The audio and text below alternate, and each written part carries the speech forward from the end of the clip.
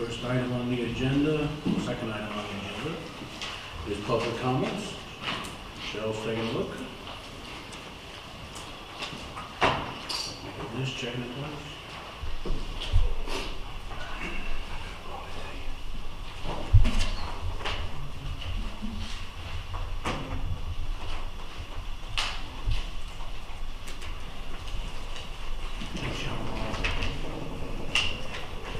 Okay, we got two people signed up. Sherry Killian. Moving down. We'll just put y'all on the standard. Good evening, my name is Sherry Killian, and I live at 1065 Nicholas Drive. I should change it to the address just to throw it out. I thank you for the conversation and insight that we all gained at the recent Wesley Chapel Advance meeting. I enjoyed the event and appreciated joining in the conversations that will build our community in the future, and I believe we all walked away with a new appreciation for the challenges and the opportunities that we will be facing. 2 points I'd like to touch on. The first point is that the last 2 meetings that I've attended, realtors have stood at the podium and asked for relief from our current land use text and map. All have voiced the want for high-density housing and the concern for our less financial profit with the R40 zoning from our current listings. It's an easy math computation to figure when you cram more houses into a piece of property that the landowner and the developer are going to benefit with more cash in their pockets. The harder computation to figure is what is left for the rest of our Wesley Chapel community to enjoy.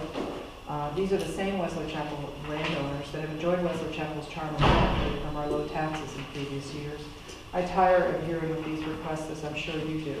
I ask these individuals with a business interest and little tie to our community to carefully read and respect our land use plan and map. The second point I'd like to speak to is the conservation subdivisions. That was a heavy discussion point at our advanced gathering and at both our recent planning board and council meetings. The newer development design brings both positive and concerning issues with the concept for Wesley Chapel. I'd like to voice that it is critical to carefully craft this new concept. We must eliminate loopholes that developers will look for pursuing high-density housing.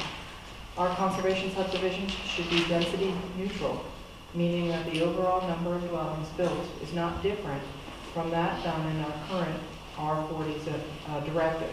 Land that is traditionally removed from R40, the rooftop formula like roads, our tree ordinances, access to sewer and water lines, must be carefully worded. It is critical that wetlands traditionally excluded from rooftop formulas not be forgiven or lumped into the conservation area. This is a sneaky way to increase density. Conservation design allows for both the higher open space ratios and a conscientious design to forge development-wide networks of open space for walking trails, etc. This conservation space is not meant to house community amenities like pools or playgrounds or clubhouses or parking lots. Developers must plant this in the remaining buildable land. In closing, I'd like to thank our council members and also the members of the planning board for the endless energy and commitment that it takes to hold our vision for Wesley Chapel. Thank you. Thank you, Sherry. Lori Bailey.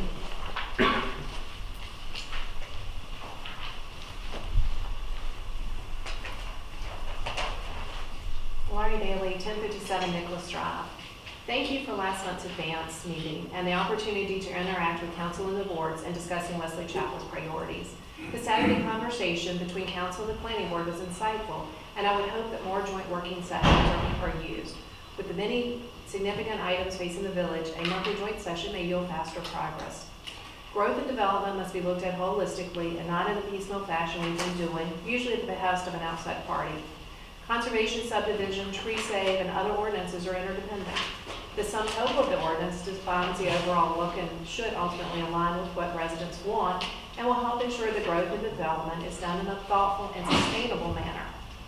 The decisions made now will have a lasting impact, and in many cases, the full impact of those decisions will not be known for decades. Tim, the planner, has provided a great deal of information for consideration of conservation subdivisions with lots of details and options. For me, I've always found it beneficial when I begin with the end in mind in any major initiative. What should the village look like? Based on the advance, we may lack a unified vision. What if we think of the entire village as a conservation village, not just conservation subdivisions? but a conservation village, one which embraces the natural topography, existing tree canopy and vegetation, native natural landscaping, protection of natural resources, and restoration of cleared land no longer used for farming, all providing residents with a beautiful, peaceful environment in which to live. By considering the entire village and the desired end result, along with thinking of the ordinances in their totality, not as individual ordinances or clauses, council can map the path for the village's future. With the end vision defined, individual decisions will be easier because of each factor can then be compared against the vision.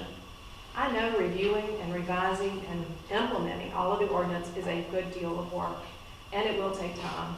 But we should own and drive defining the vision and not let other parties define it with their individual requests over time, requests which are usually in their own best interest. This council is a great opportunity to have a lasting impact on the village. The council only needs to decide what that impact will be. Thank you for your time. Thank you, Lloyd. Is there anyone else that wanted to speak that didn't sign up? Going once? Going twice. Thank you. The next item on the agenda is additions, deletions, and adoption of the agenda. I'll start down here. Linda, anything? No, sir. Okay. Bill? I'm good. Paul? Good. Okay, Mike? Just the one you and I talked about earlier. Right, so there's two things. One is, I'm gonna suggest, I don't see, Diana's here. Diana? oh, youth council. Oh, I'm sorry. Yeah, I was talking, Justin wanted to maybe make it. Right, and they were off, they didn't have a meeting last week because of the spring break. So I'm going to suggest that the deputy be on item 6, because he's here, Brandon's here to give us an update instead of the youth council committee. Okay.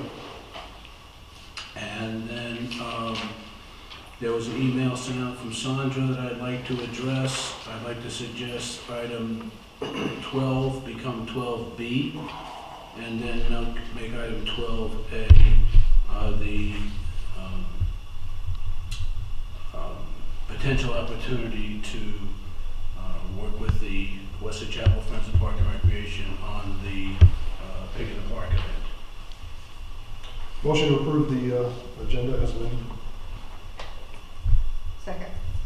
Okay, we've got a motion and a second. All those in favor? Thank you.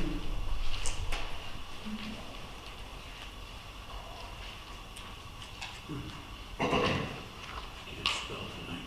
Okay. So item 4 is consider approval of the consent agenda. Motion to approve consent agenda as it is. Second. Okay, I've got a motion and a second. Any discussion? Okay. All those in favor?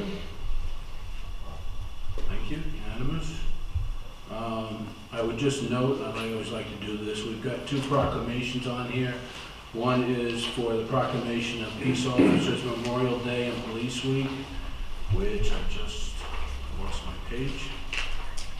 Thank you, which is on the week of May 13th through 19th. And then also the proclamation for the National Day of Prayer, which I believe is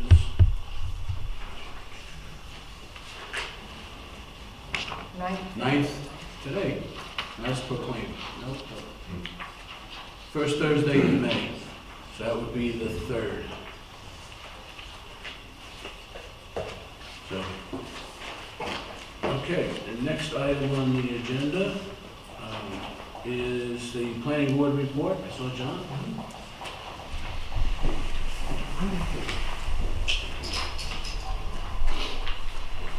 All right, good evening, council, mayor. Let me give you an update on the notes from our last meeting, which was March 26th. And I don't have our next agenda just yet, so I'm not exactly sure what's on it. So from our last meeting, we discussed quite a few things, actually. A lot of it was a follow-up from Advance, which I think was a great thing we did. We really wish there was more people to show up at the Advance to get more updated information from the public. That being said, what we did have going, we went over what we believe were our action items on the planning board. So I'll go over those here in a minute. One of those action items were reviewing our tree save ordinance. So we had a great suggestion from one of our alternates, Deb, suggested that we form a subcommittee, and the more we discuss it, the more we think it made sense to form a subcommittee with, whether it's citizens, whether it's professionals, whether it's one of you from council, as well as to join us and form that subcommittee. So as long as you guys don't have any problem with that, it's something we're looking into forming right now. Can we confirm that we don't need council approval to put in the form of subcommittee? Thank you. Is this to focus on the tree city opportunities, things like that? We'll look at the ordinance in general itself. Most likely it's going to be anything in that form, anything that deals with tree save ordinance, or whether it's replanting trees, whether it's looking at our heritage trees. This is the whole tree save ordinance itself. Is that right, Tim? Yes, whole, particularly the subdivision ordinance, there's a very large section dealing with tree canopy and retention of existing vegetation. Tree canopy, heritage trees are a major part of that, and the chairman's correctly that there's a lot more to look at. And I heard some interest in looking back at if residents cut down trees and then later look to do subdivision to potentially, and I know we discussed this before at length over the last year, but there was some discussion about bringing that topic up again, and we're doing that. So I think it makes sense. Let's have a focus, subcommittee with more than just planning board looking at that. To update the planning board every month, and then subsequently, so how we're doing. All right, the next thing we did was we have on our list to do is a land use plan change process. Right, that's something Tim is looking at and addressing, and goals to bring those back at the next possible planning board meeting. Start looking at that and creating that process.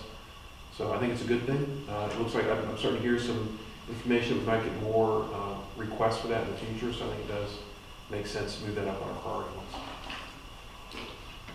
Another thing we're going to look at is the sign ordinance. We've heard, I think, Tim, correct me if I'm wrong, feedback that potentially our sign ordinance isn't up to par with where it should be.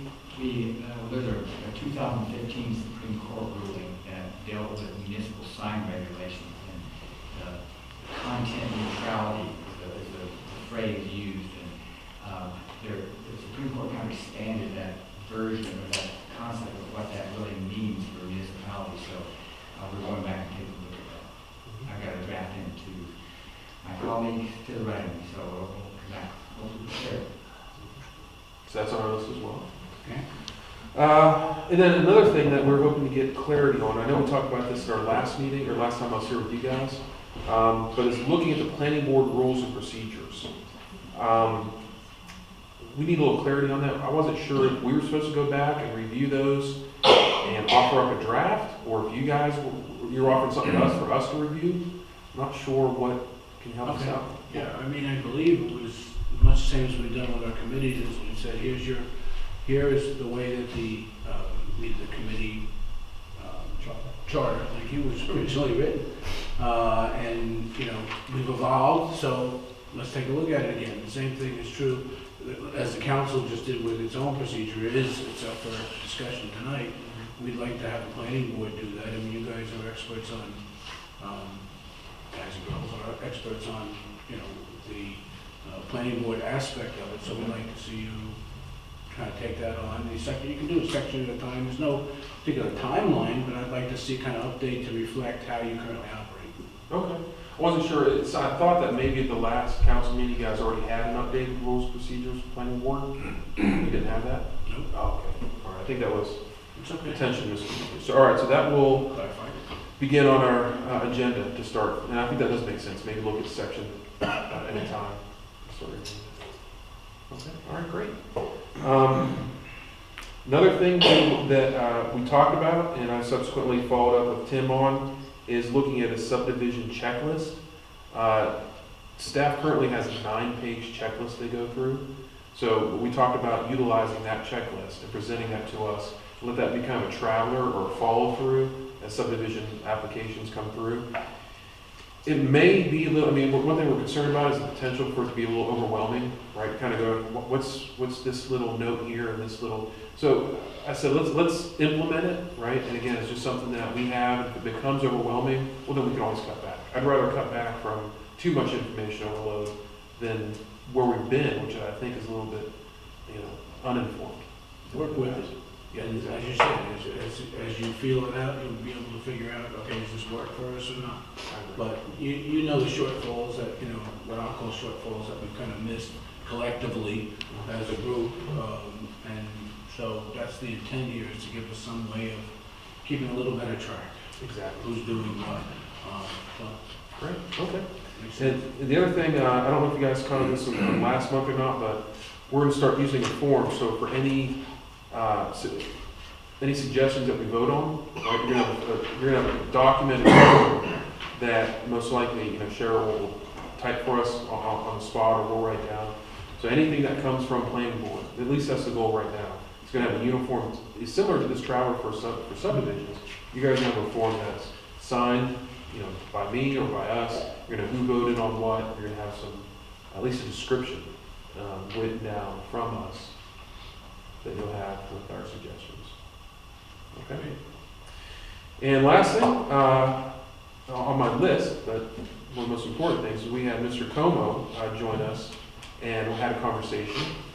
He joined us as a council member, and I think we had a really good discussion, right? And we had some good questions for you, and I hope we answered some of your questions.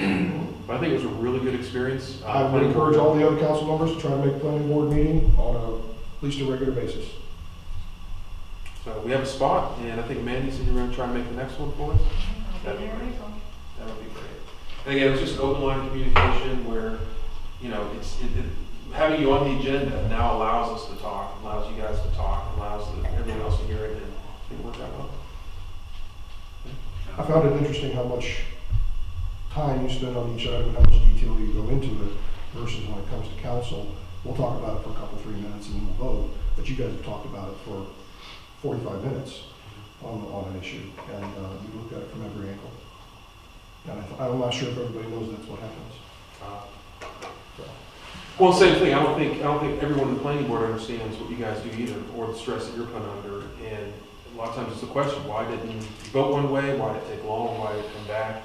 I think the opportunity for them to just openly ask you these questions is a great opportunity on both sides. I would say, John, that when you guys do your initial, sifting through of everything, when we get it, we're pretty much confident that you guys covered all bases. So, at that point, you did all the groundwork. It makes it easy for us. Not off a couple, 3 minutes, but, we go over what we need to do to make sure that we make a good decision based on what you guys submitted. So, you make it easier for us, that's for sure. Thank you. We tried. So that's all I have. Okay. All right. And actually, I apologize again, this is not so much for you, but since we're on planning board, there are 2 public hearings that were on your consent agenda, and I usually like to make them an announcement as well for the folks that are here. Item H was called for a public hearing on Monday, May 14th, 2018 at 7 p.m. here at Town Hall for text amendments for berms in relation to reducing buffers. And then the second one was called for a public hearing on Monday, May 14th, 2018 at 7 p.m. at Town Hall for text amendments for administrative subdivisions. So those are 2 things Tim is going to bring forward, part of which is coming through you guys too. So again, appreciate it. Any questions for John? I just had one. You mentioned that you felt like you were in the dark in some areas, some checklist. What were the bigger ticket items that you feel like maybe you guys need some deeper dives or a little more insight that's coming from us or from whoever? I would say that, for instance, getting a letter from Bonnie, right? Sometimes, a lot of times we show up and it's like, well, it was late. When did you receive it? It'd be great to have a checklist of that date. So we have that in our packets. We know that you don't have the Bonnie letter, it'll be here tomorrow, right? So I'll get that 2 weeks ahead of time, knowing that that's what we're being asked for, it's what we're being presented. We've caught ourselves on the sign or the light ordinance, right? And not meeting potentially. I want to see that written down and those checked off, right? We can review those. How many other small details like that, you know, presumably checked off and we may have missed? It's great to have that locked out, I think, from that perspective. And the last thing we always ask is, all right, so when this comes through, is it coming back to planning board? And if it does come back to planning board, what's going to follow up with that? It's nice to be able to see that on there, but also to have that traveler, have that checklist as a traveler through the whole process. So say we have conditions on approval from the planning board, let's write that down on there, and it goes through. So if it does come back for a final, we see that on there, we go, oh yeah, that's right, we asked you, it says right here, and we want extra sidewalks, or an extra light, or fire hydrant, or something. We see that, and we can address it, and it's in, we've all reviewed it. And what I think is, as well, is, and I'm trying to think of the best way to do it, but when there is a discussion item that's come through the planning board, that we can do if there is any particular disagreement is not what I want to say, but where the council may feel differently on a particular item, that we do a better job of communicating back why. Because I heard you say that as well, so I think that's important. Too often you just hear they voted against this when we voted for it, or vice versa, and typically on most of those items, I would say we actually have a longer discussion. So I think we need to give you the context of that. This way, as you said, there's better communication. Thank you. That's what I'm trying to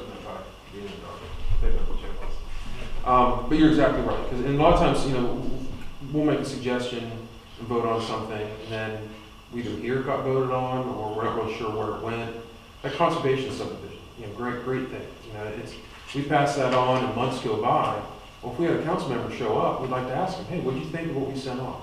Is there issue with, let's have that discussion, and let's let all of us ask you, let's let you ask all of us, find out what's missing. That type of open conversation, I think, is needed. Great. All right. Anything else, John? Thanks, John. All right, thank you. Okay, next item on the agenda, Brandon, come on down.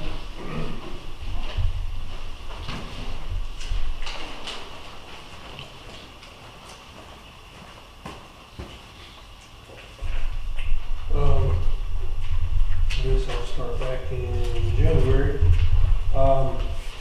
There were a couple more larcenies from Brookmead construction sites. That for some reason that neighborhood seems to be getting hit a lot. But there were two there, two other larcenies, one at Target, one in Stonegate. And that's for January, that's pretty much it for that. February, the only major thing was the McDonald's got robbed early that morning, 4:35ish, I think. I'm sorry, I should have checked it on the report, but what day of the week? February the 12th. Let's see, February the 12th. Was a Monday morning. Okay. And I think it was connected to the one in Monroe that got robbed. I think they were like a day apart. There's another breaking and entering into a house in Brookmead. Same thing as usual, appliances usually get taken. There's a break-in of a car on King Richards. It was not a lock cover, they did do something in plain sight. 3 more larcenies, another one at Target, one in Champion Forest, and one off Newtown Road. There was also I don't know if you saw the possession of stolen car. That was the one where they crashed the car up here by the roundabout. 4 of them, the car ended up being stolen, and they crashed, left, and walked into Nina's Market. But we got all those. Got those taken care of. I think that was it for February. March wasn't a whole lot. There was another larceny at the Market Express. And let's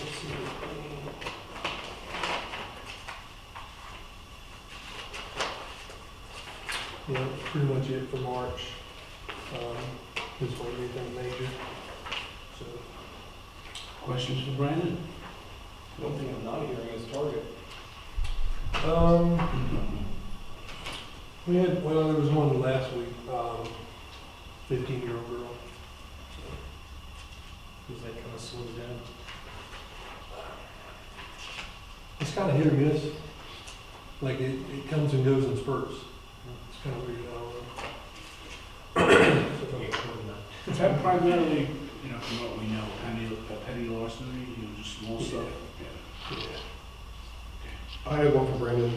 We've got the Pig in the Park event coming up shortly. Mhm. Is now the right time to do this, or should I wait? I actually mentioned that to Brandon, I saw him coming in, so my apologies. But that, yeah, that's a fair question. So Brandon's gonna check the schedule and see. Let us know. Just in general, you are the face of safety in Wesley Chapel. So when we have events, you're the face they should see. So we want to make sure you're there. So, Well, We'll talk about it. yeah, okay. All right. He's got to check the schedule, so I just asked him. So, I mean, it's fair enough. What are the hours? I mean, Well, it would be typically the Pig in the Park is 10 to 1. and then what was the date? 9 to 10. May 5th, May 5th, 10 to 1. and that's Yeah, probably I 10 to 1. And what day of the week is that? Saturday. Saturday. Okay. Cinco de Mayo. Think of the night. Have to be sober. Well, I will let the cat out of the bag. Do the The next dog one. tank? Yeah, no. We already dumped the mayor 1 year at the, Yeah, we'll get back to that. yeah, at the National Night Out. When it comes to Pig in the Park event, I thought we were working on it. We went in a few times. That's the point. Anything else? Anything else, Brandon? Thanks, Brandon. All right. Hopefully, we'll see you in 3 months. Quarterly, we invest in. I Catching up. I would just love to say that I love the fact that we live in a town where the entire report from the deputy only takes a couple minutes. Let's keep it that way. Exactly. Okay, next item on the agenda is the Park and Rec Committee report. John? See you back there.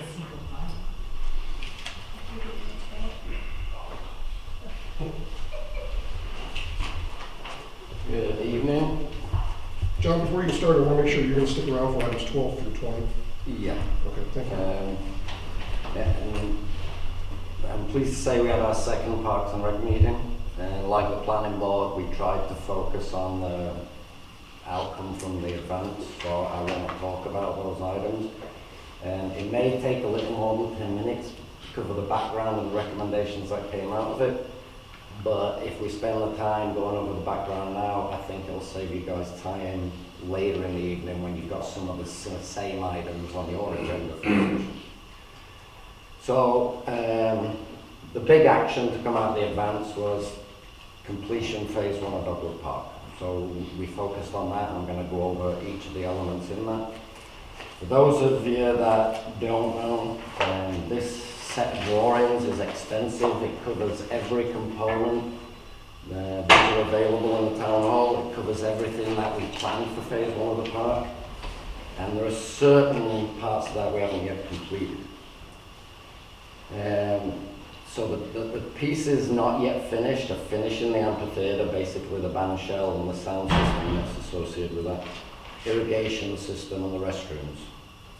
Now those of you that were around when we started the whole process of the park know that survey of our citizens showed that musical performances, performance arts and festivals were the highest priority for all our citizens. So we designed the entire park around that. That was confirmed last week when I met with Waxhaw event people. They have 5,000 people show up at their weekend-long, 5,000 people a day show up at their Kaleidoscope musical event. 3,500 people showed up for the St. Paddy's Day celebration where they had live music. And Waxhaw has great attendance at their jamming on the tracks event that they have throughout the summer. Unfortunately, the past council has really dragged its feet on completing the amphitheatre, and our citizens have been denied of similar events for the past 2.5 years. So, you know, we can look forward to when we complete that facility and are able to host music events, much bigger events at the top. So if you're familiar with these drawings, you'll know that the amphitheatre is integrated design that encompasses several components. That's the stage, which we already have in place, the grass seating area that we have in place, a band shelter, and then a sound system to go in there. All of these components were designed to work together. The architectural work, the structural engineering, the electrical plans are all ready. Were ready 4 or 5 years ago and are basically shovel ready.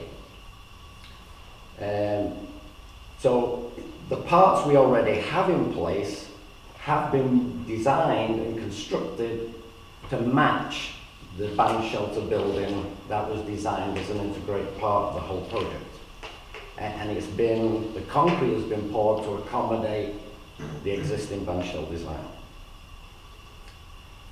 Even things like we looked at line of sight and the slope of the roof and the projection of the sound of the amphitheatre. I mean, it's a really comprehensive design. And we even drafted a 43-page contract document over 2 years ago, and I basically done nothing with it. A new council was seated, and Councillor Rodriguez suggested we consider a prefabricated structure. And we saw in past council minutes that we were supposed to receive some details on that, and I can report we received nothing. So what the Parks and Rec Committee is recommending is that we proceed with the existing design. That's an integral part of the current design, and move forward to put that out to bid. John, I just want to say, those designs were submitted. I mean, I had everything, all the color photos and the whole design, and actually it was going to be, instead of a wood structure, it would be a metal encased with just a wood casing on the pylons that hold the top up with the metal roof, only to keep the maintenance of that down, you know, but I know they're here somewhere because there's a whole package I submitted. So Nothing waiting to us. We've not seen any drawings. Okay. And they can still be provided to. Absolutely. Or if somebody wants to bid that as an alternate, let them go ahead and bid it. Yeah, and then the gentleman actually offered to come to a meeting and discuss it if anybody wanted to, and have a PowerPoint and the whole bit. If you guys are interested, I'll forward that to you. So our recommendation is to go with the design we have. We've got the drawings, we've got the contract documents. The citizens of Wesley Chapel have waited long enough. I think the part of that was prohibitive was the cost, because it was around, I think originally close to 100, then they revised it to like 89,000. That prefab unit was 50,000 delivered and installed. No electrical work, no consideration of the existing foundation. No, actually that was for all that, and then Okay. the outlets were there for the conduit. I think the easiest thing to do would be get the information to the Park and Rec Committee, give them an opportunity to review it, that they don't have. Mhm. So Cheryl, if you have, do you have that? You No. don't? Okay. Well then, we need to provide that so that we have an accurate comparison. Go ahead, John. So the last piece of the puzzle on developing the capability to host musical events is the music system. And possibly optional lighting system if we'd like to host events in the evening. And Mike, if you can pass what was on. That's the schematic. I've spent the past month consulting with experts in the field and have a conceptual layout of the system. It's almost complete. The key pieces of the equipment are defined. I also talked to the Waxhaw event people about what they do for their events. They've been renting it, but they found it's so expensive that they are now buying their own system. I met with one vendor that rents that kind of equipment, and they told me the kind of system we would need for a music event in the park would cost somewhere between $3,000 and $5,000 a day. And Waxhaw confirmed that's the kind of cost. So basically 10 days of rental is way more than it would cost us to buy a system. The life expectancy of these systems is something like 10 to 12 years, is what we've been told. And some of the vendors offer long-term extended warranties for like 5 years that even cover things like accidental damage. So I've been working with these sound professionals to establish a spec for a robust, long-lasting sound system that is specifically sized for the size of venue we have at the park. Waxhaw are just so envious of what we have. And I've asked them to work with me to spec a system that's versatile enough for a solo artist all the way to a small orchestra. Like we get the high schools to come out and do a music concert, a jazz festival. So the system needs to be versatile enough to accommodate all kinds of performances. And I've also been looking for the ability to upgrade the system should we find that necessary as we gain experience hosting larger events. So I'm really close to having this completed. I hope to have the final specification list for our next Parks and Rec meeting so we can review it and then make a recommendation to council. There was quite a large range. The most expensive recommendation coming from a vendor of equipment. So I thought, oh, maybe he's trying to sell us more than we need. And then there was a really basic cheapsome system that I thought may not be so robust. So I've tried to come up with a compromise in the middle that will meet all our needs. So that kind of covers the amphitheater. The second... John, can I ask you one quick question? Sure. Are these speakers that would remain out all year, or No, are you thinking no. of being able to take them away, right? They take them away. Okay. I don't think it's a secure enough location for that. I've asked them, when I've been working with these professionals, to only give me brands that they believe to be roadworthy, you know, that a band would go on tour with. And not a Led Zeppelin kind of system, but not a garage band kind of system either. So something that's sized perfectly for the kind of events we want to do in the park. You're probably looking, I'm just giving you a heads up, I don't have the final number yet, 40 to 45 grand if we include a lighting system. Maybe 40 grand if we drop the lighting system. For what's been specified as down the middle. So the next thing we haven't completed out of the phase 1 drawing is the irrigation system. And I'll just talk about that a little bit. Again, we have shovel-ready designs in the blueprints we already have. We've got a detailed specification for the system. The system we designed for the park takes water from the pond to avoid wasting precious potable water resources. And of course, paying Union County for water, we just pour on the grass like we do here at the town hall. So Parks and Rec is recommending that council seek bids and approve the funds to complete the irrigation system at the park as designed. We've never bid anything like this, so we got no idea what it's going to cost. A wild guess, we're saying might be $30,000. Cheryl, do you remember the numbers of what it cost to put the irrigation system in here? I think it was around 12,000, maybe more. That was about right. So lastly on completing phase 1 of the park, the other thing we haven't completed that's in that set of drawings is the restrooms. Now we know from previous bids that's going to cost somewhere between $200,000 to $250,000. Now that is an awful lot of money for 2 ladies' stalls, 1 man's stall, a urinal and a couple sinks. We think that a community centre with restrooms that have outside access when the community centre isn't open would give the village far more bang for the buck. And so we're recommending that the village defer the restrooms to phase 2 of the park. We also think that PARDEF, Parks and Recreation Trust Fund, will be more receptive to funding a dual-purpose restroom community recreation project than they would a very expensive standalone restroom. Now, part and parcel of that whole process of getting PARDEF funding was an agenda item for us, and that was the master plan.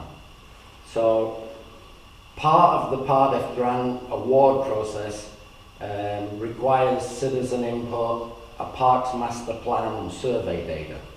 So we're suggesting that council support Parks and Rec activities along these lines to maximise our potential for receiving grant funding. This will involve public information sessions like we did last time, where we share ideas we have and we solicit ideas from the public on what they would like to see in the park, like a playground. We hear that a lot now. Have them review options, and then that forms the basis for much wider participation in the process for a survey. And then based on those activities, or on feedback from those activities, we revise the Parks and Recreation Master Plan, and that becomes a high point winner when you go to apply for grants. So we're asking council to support our suggestions as we move forward with all of those activities related to obtaining grant funding. So another agenda item we talked about the situation with 84 widening, and the fate of the $50,500 easement acquisition money from DOT. One of our committee members, Jerry Davis, is a lifelong friend of the family that own that property, adjacent to the park, where we could buy in lieu a small strip. And Jerry took an action to meet with those people. He has had discussions with them, and their answer appears to be a resounding no. Not only no to sell in the village a small strip of land, but suggesting that they're going to fight DOT on selling them land for 84.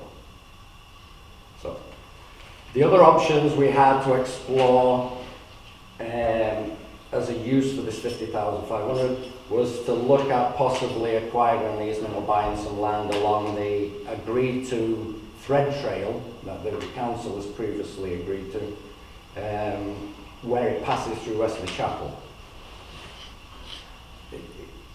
In my mind, it is unlikely that we have the time, first of all, the time to explore all those potential lots, discuss it with the current owners, and probably more importantly, be able to develop the trail should we acquire that land in the 5-year window stipulated by Part F.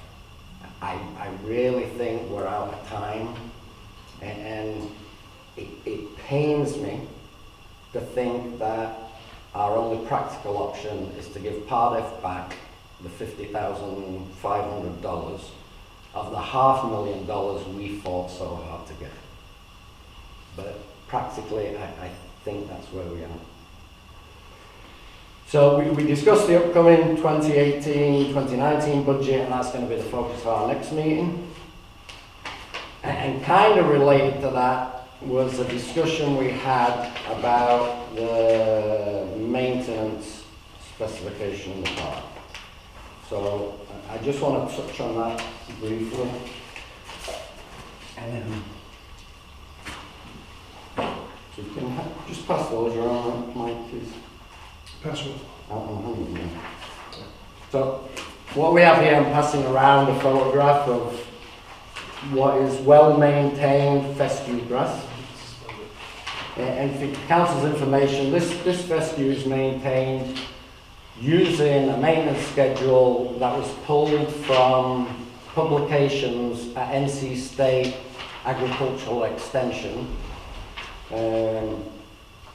Very detailed on what they apply, when to apply it, how much to apply, and that happens to be in my yard, and I follow that schedule exactly.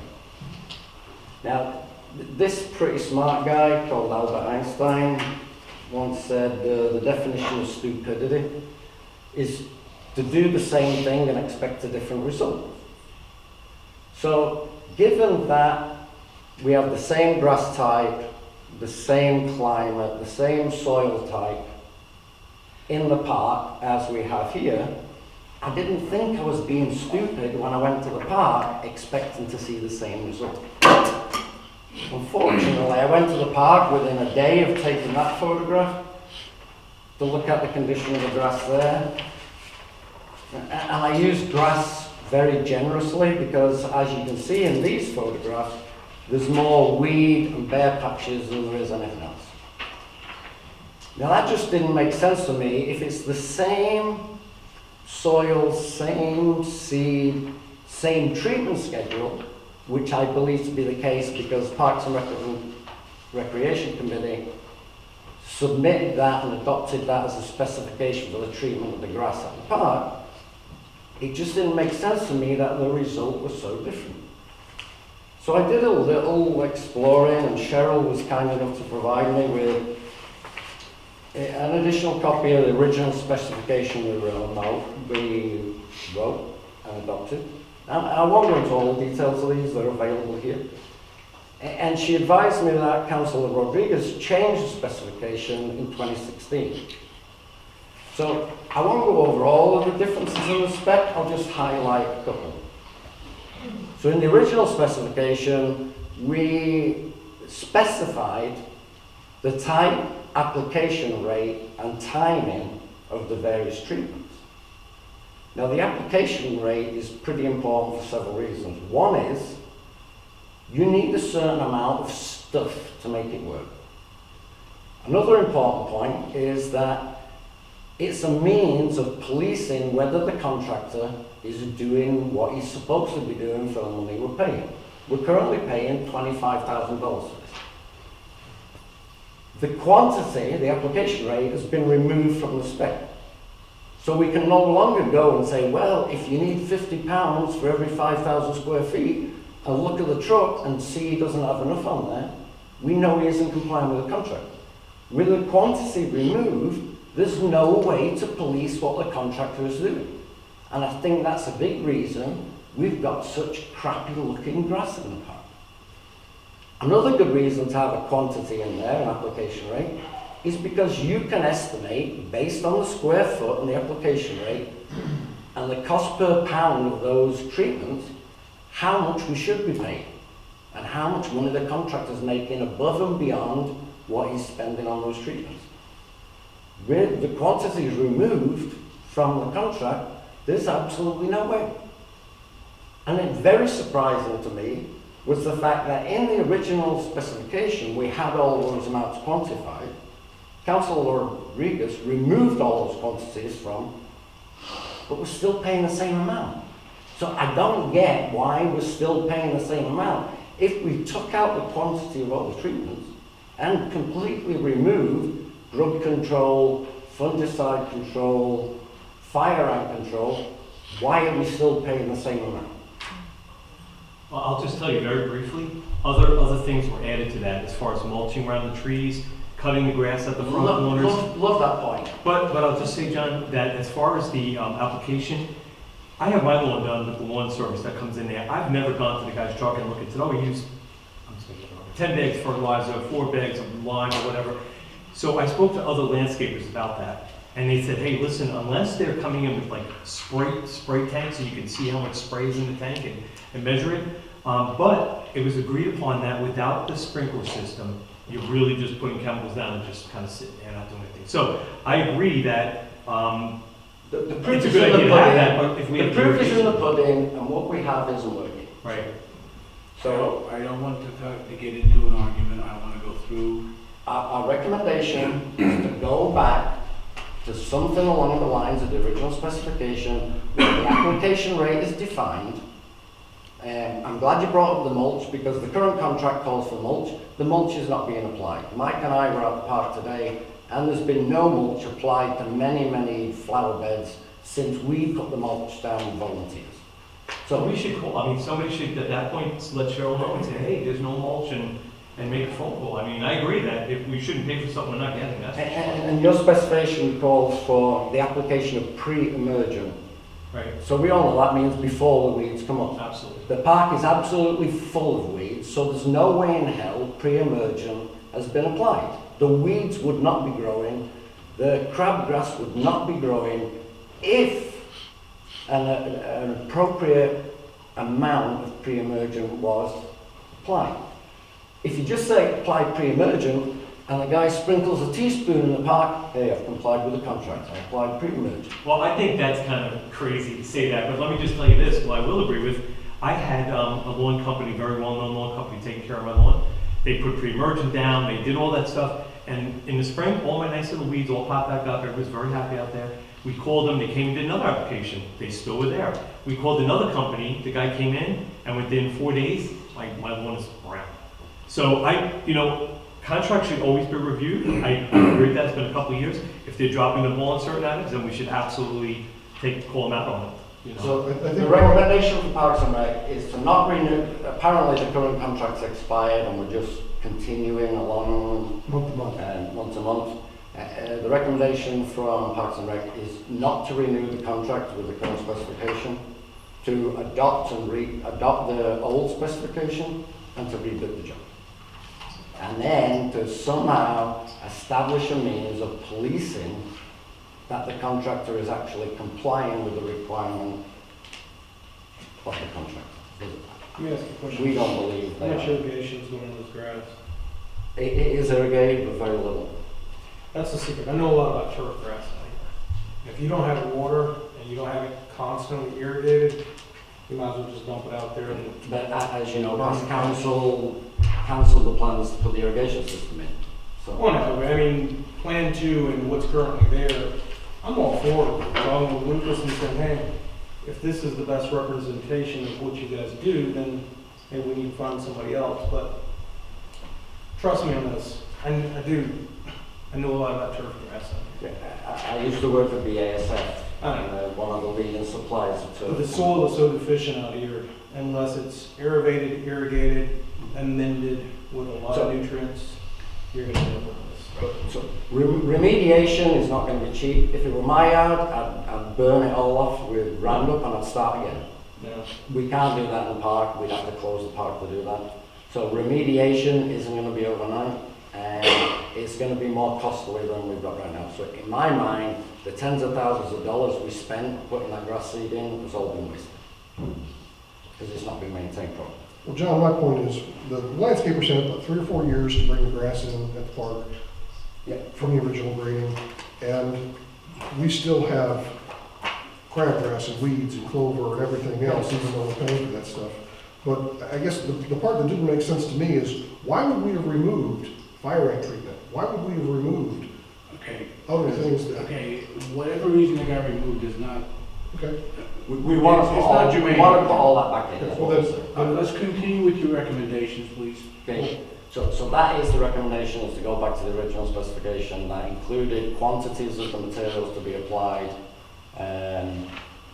fungus control, fire ant control, grub control, all the things you would have in a typical. But John, I think it's important that you point out that the original contract that we had was not, it didn't come out of your head. No, that came from NC State Agricultural Extension. At the time I was working for BASF. They are the world's leading producer of turf maintenance chemical, and I had access to their turf scientists up in Greensboro at their agricultural headquarters. So I ran the specification by them and got confirmation that for this area in the Piedmont, that's what you need to do if you want good turf.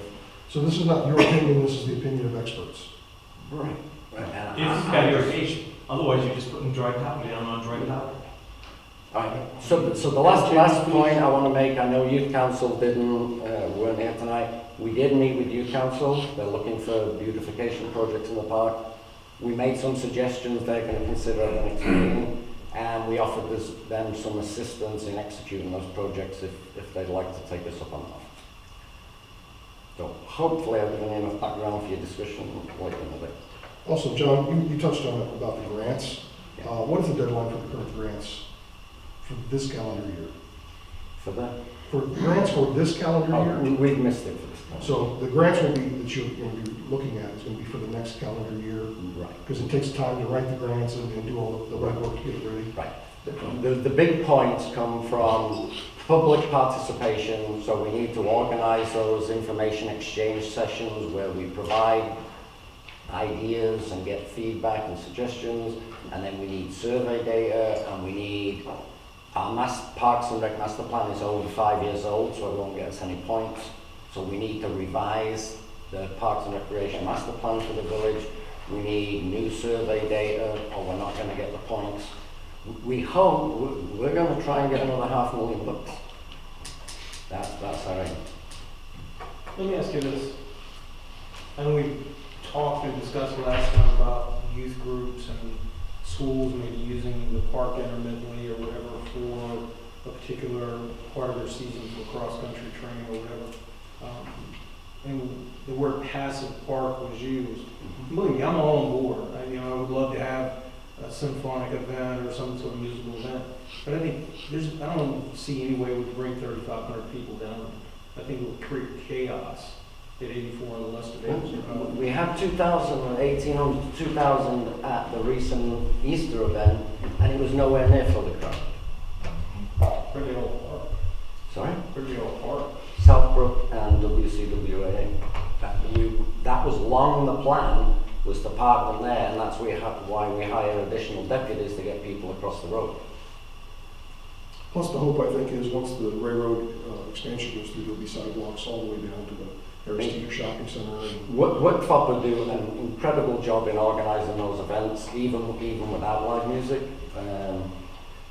We're so lucky that this village has the volunteers, Diana and Sandra.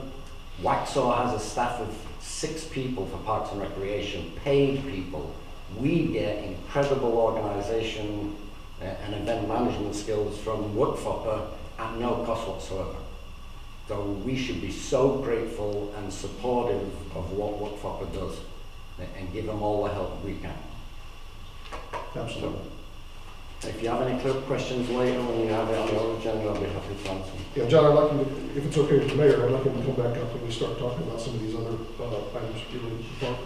If the council members want to put your, So let me just say 2 quick questions. One is, I know you said the restrooms are 200 to 250, and it's just a ballpark number. The community center, what do you, I know you guys have done research, any idea, is it $1 million or? I don't know for sure. I mean, I'd say wild ask is $500,000. Bill, I'll add to that the reason that and also for the residents here that want to know, the reason the cost for the standalone restrooms is so much isn't for the building of the restrooms. It's the plumbing. I mean, it's the water line in, the sewer line out is estimated to be about $80,000 just for the sewer line. Yeah. And then the minute we put up a building with public access, fire code says we got to have a hydrant, and that means we got to run a 4-inch line up the driveway, which means we got to have a new tap into the main. So if you're going to spend all that money, why do it for a little tiny restroom when you can do it for something that's way more useful and more practical? Agreed. The only other thing I would add is, just so I think everybody here is aware, but just in case people out, part of funds are matching fund grants. It's not they give you the grant and you don't have to spend another dime. You have to match whatever they give you. So it's not free, but it is a big help, obviously. Yeah. So, All right. thank you, John. Okay, we are going to continue on. Cheryl, report from the finance officer. Okay. First off, I just want to tell you that during March, I moved $400 within parks, from park grounds to water sewer. We got another high water bill. I have filed for a leak adjustment, but I don't know what we will get if we get anything. So I had to move the money. I also moved $600 in town hall to the utilities from land maintenance. During the month of March, we received our quarterly money from the state shared revenues. At this point, all the state shared revenues, if they're at 50%, they would be right on point. The only one that's low is the pipe natural gas, and I think that's just the delay from when the cold weather was to when they collect it to when they send it to us. So we're doing fine there. During the month, we received our tax money, zoning permits. Cheryl, on the utilities, is the construction going on next door still stepping into our water supply? Yeah, they're still paying the bill, and they're really good about paying it promptly. Good, thank you. Nice. We had the expenses for the advance. And we only spent, I think, 38% of budget on that, so we did very good.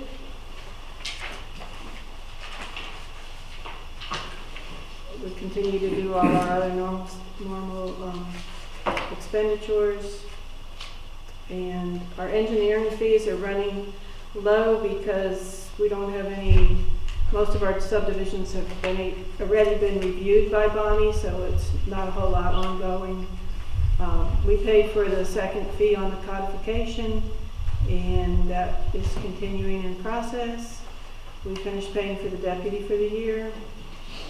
We spent some money for the things to repair items in the park, like boards and all. So we spent the money pretty much that you appropriated last month. We also, the plumber replaced the backflow and the pressure reducing valve. And pretty much that's it. Thank you, Cheryl. Questions for Cheryl? Okay, thank you. The next item on the agenda is item 9, Conservation Subdivision Text Amendments, discussion and possible call for a public hearing. Tim, take it away. Good evening, Mr. Mayor and members of the council and ladies and gentlemen. The conservation subdivision is a topic that's been under discussion for a long time between this council and planning board, and certainly area of concern of members of the community. Back in 2015, the planning board with my predecessor developed a draft of the conservation subdivision text amendment. The first council review was in late 2016, and there have been back and forth conversation between the two boards, including a joint meeting back in December of 2016.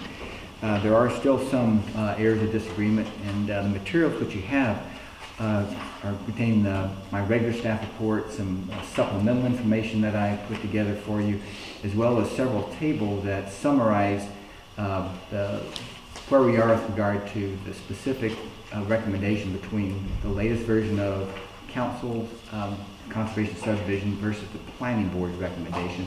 Also included information on how Marvin and Weddington treat the whole topic of conservation subdivision. The basic approach of a conservation subdivision is to identify the critical areas of a site, to develop a yield on the site in terms of number of lots, and give developers some flexibility in how that is developed. Based upon that, there are several purposes that come up with a conservation subdivision approach. It does give an opportunity for greater sensitivity to site development. The designer of a site can work with the site and the topography of a site and the natural features and the vegetation better than, say, a traditional straight subdivision. That's because there's a reduced lot size, ability to have more curvilinear streets in most situations as well. It gives more creativity to your designers who are working with the land. Obviously, the major thrust is to provide a vehicle for greater open space retention, particularly in significant clusters and retaining of natural vegetation. It's also a way to provide infrastructure from the developer's perspective in a little more efficient way, less infrastructure for an equal number of lots, because you oftentimes can reduce or shrink the lot size, shorter streets, shorter extension of infrastructure lines, and that sort of thing. Also, many designers would say this gives you more of an opportunity to design not just subdivisions but neighborhoods where the dwelling units really are clustered in a way that gives more interaction and facilitates more interaction between residents. The specific features of that are before you now is that this is basically permitted in R40, R48 zoning district.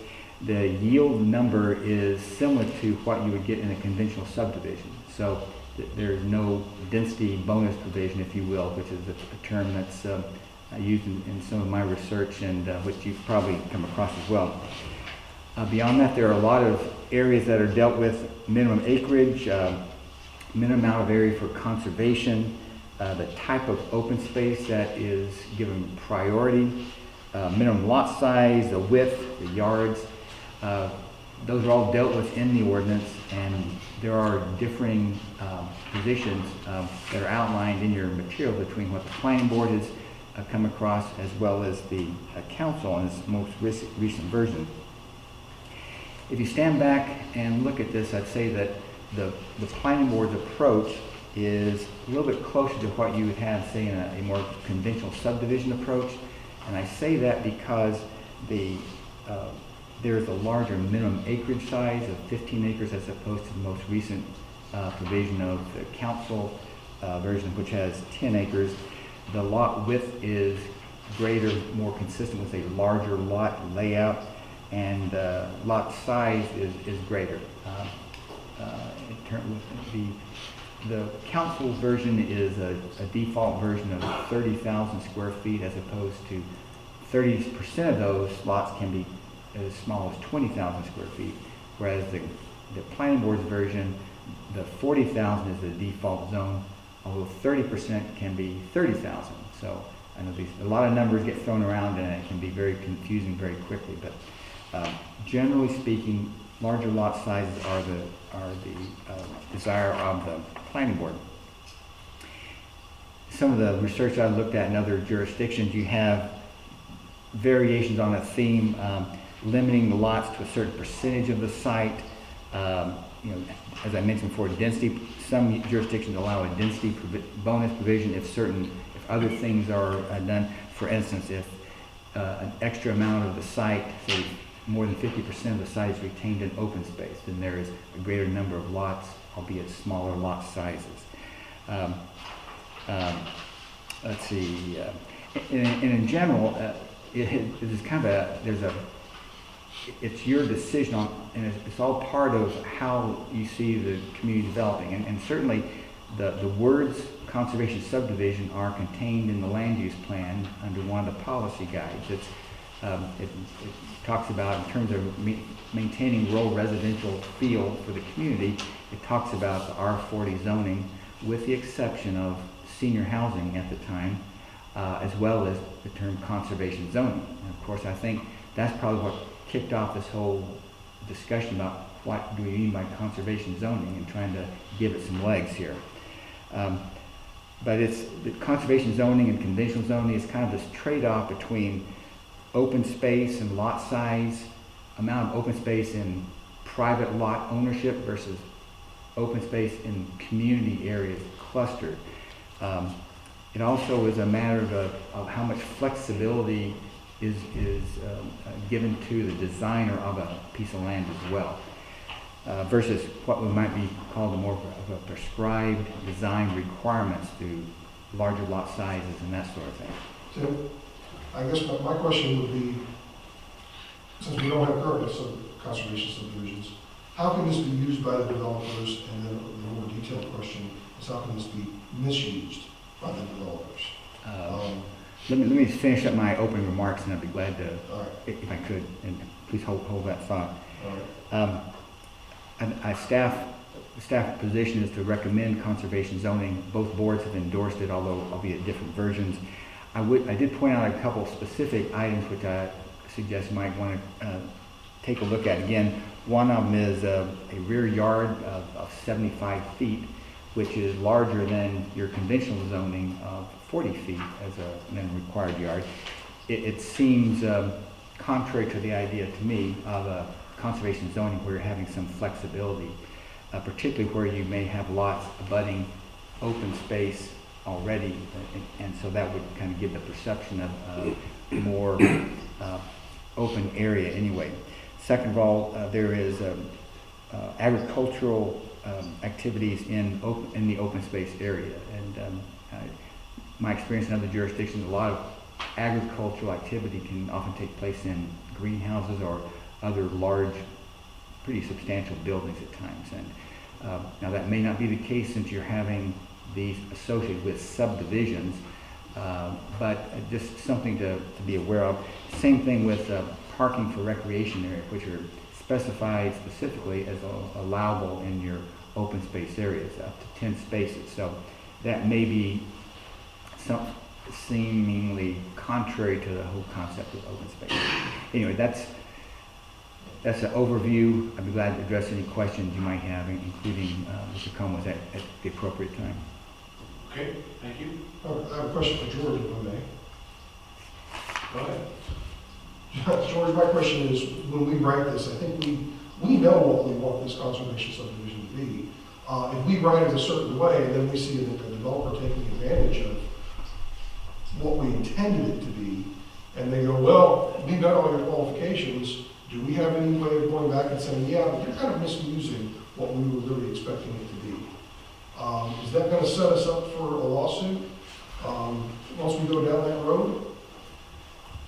Well, I mean, you know, a zoning ordinance, I mean, in essence, is a contract between you and the people applying, right? So if it's a straight rezoning based on a meeting of the qualifications set forth in the zoning code, then I mean, the intent, unless it's entirely ambiguous as to what the requirements are, the intent doesn't necessarily matter in this. So I'm not sure I'm entirely following your question, but I mean, for example, if an ordinance spells out 5 requirements and those requirements are met, and those are the requirements that are necessary in order to gain a certain zoning category, whether or not you intended something else doesn't really matter at that point. So I guess the devil is in the details and the drafting of the language is my point. Does that make sense? Yes, it does. Yeah. If I could add to that, I think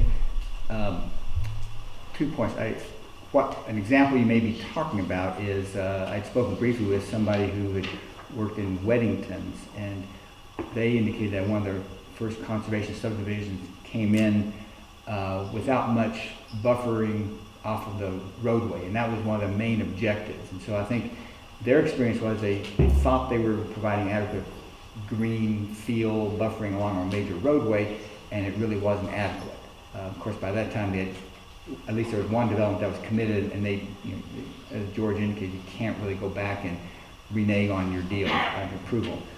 The other way you might want to think about this is to, in the absence of any real time pressure, there's always a possibility of doing some dry runs and you know, taking a couple examples of a piece of land and see how it might be developed, and seeing where your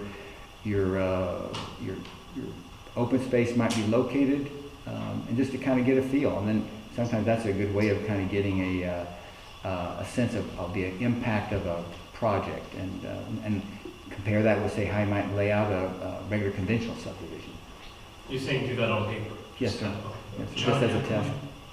Yeah, one of the ways I've identified a potential issue, actually recently, that it could be misused, is we had one developer, I'm not going to say it, but talked about a piece of land they could develop, but they would have to put in a very expensive bridge to cross a ravine in a wet area, and then they have acreage they could develop. And I said, well, it's financially not, accessible to be able to do that. But if they did a yield plan, right, we could say that, yeah, I'll put a bridge and I'll develop those 10 acres or what have you. And then so now if I do a conservation subdivision, I'm going to leave that conservation. I'm going to get those extra 10 houses, put them over here in a smaller area. And I saw that and I thought, well, if this was conservation subdivision, you have the potential to put in 10 more houses than you would have financially been able to. However, a yield plan would show that was possible. That was a potential misuse when you compare financial, what's possible, versus a conservation subdivision. Good point, John. Okay. Go ahead.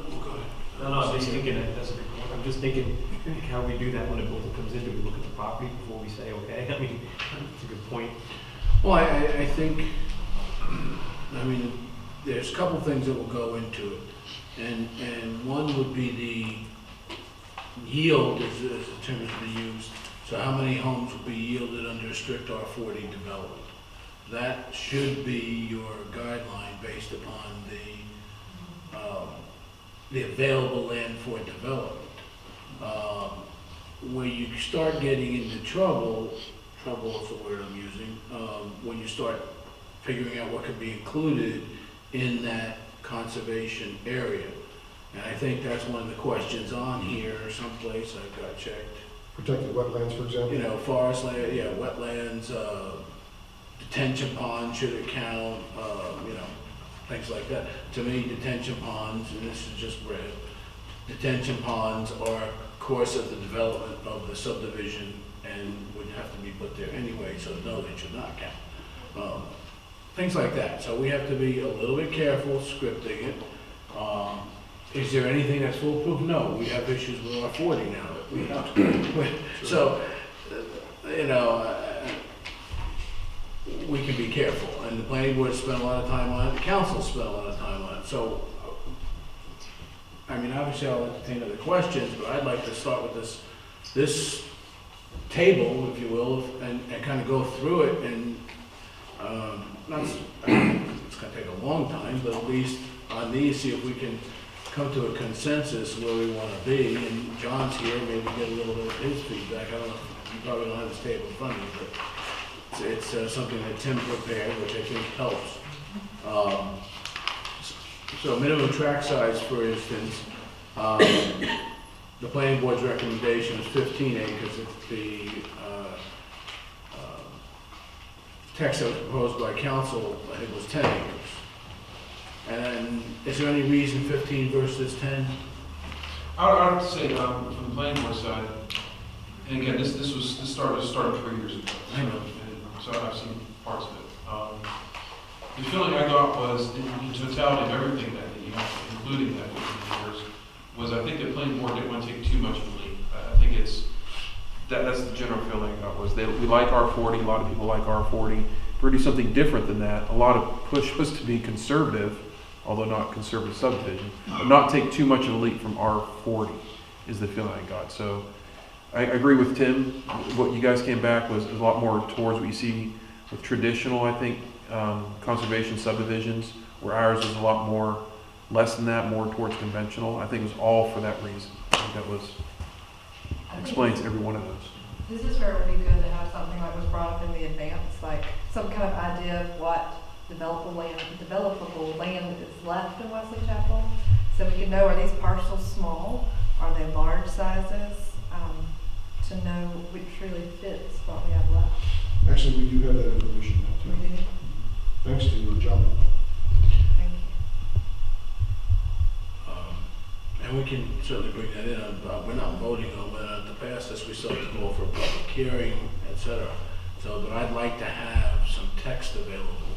And again, I'm asking the council because I don't vote, but whether or not, well, yeah, if we can go through this, kind of get something together that we can present as something to go through public hearing. Right now, we've got two options. So the public doesn't know which one to come back and comment on. I mean, in my opinion. So. Well, vision, and, you know, we'll see how unified it is when we have the public hearing, but. Related to the first item, the 10 to 15 acres, Mm-hmm. Tim, could you elaborate a little bit on what we talked about earlier today, which is a administrative subdivision versus where that starts and where the cutoff is, as far as acreage? Because at some point it gets so small that it's just going to be rather than administration subdivisions than the council. Let's see, well, the administrative subdivisions, which is, you have a public hearing on it soon, so it's in your materials. Not to get into too much in the weeds, an administrative subdivision is where you have, I think, up to 3 lots, no public water, no public streets, no water sewer. You can just create it by administratively. So that's 3 acres. Well, the outcome is no more than 3 lots. Yes, and I'd have to look at the acreage amount. Excuse me a second. I'm just trying to think, we have administrative subdivisions, then we have minor subdivisions, then we have Major. Major subdivisions, and this would, I think, apply to the major and the minors, It's primarily major subdivisions. Yeah. That's where the developer would get the most benefit, if you will, while still conserving larger tracts, larger pieces of the property. 10 acres, and there's limits in here anyway as far as the minimum lot size, we haven't got to that yet. Your major subdivision is 10 lots, or more than 10 lots as a result from a subdivision. Right. Which at R40 would be essentially 10 acres, so. Minimum, Minimum. yeah. Minimum, Yeah, correct. absolute minimum, yeah. Okay. Anybody have just a general feeling about that? I'm trying to come to consensus here at this point. Obviously, when we have the public hearing and we have discussion, we'll have a longer discussion. I appreciate John's honesty about, like, I could see, it's a little nervous to go all the way, so let's kind of make it a little more than, so I guess there's this compromise in the middle. So I'm good so far, so 10, 15. We're thinking 15, we want to start with to be more conservative, to go back to John's discussion, or 10? I like going with the recommendation of the planning board, because I know how much time that they spent working on I this agree. specifically. But I also know that we didn't just pull 10 out of our hat either.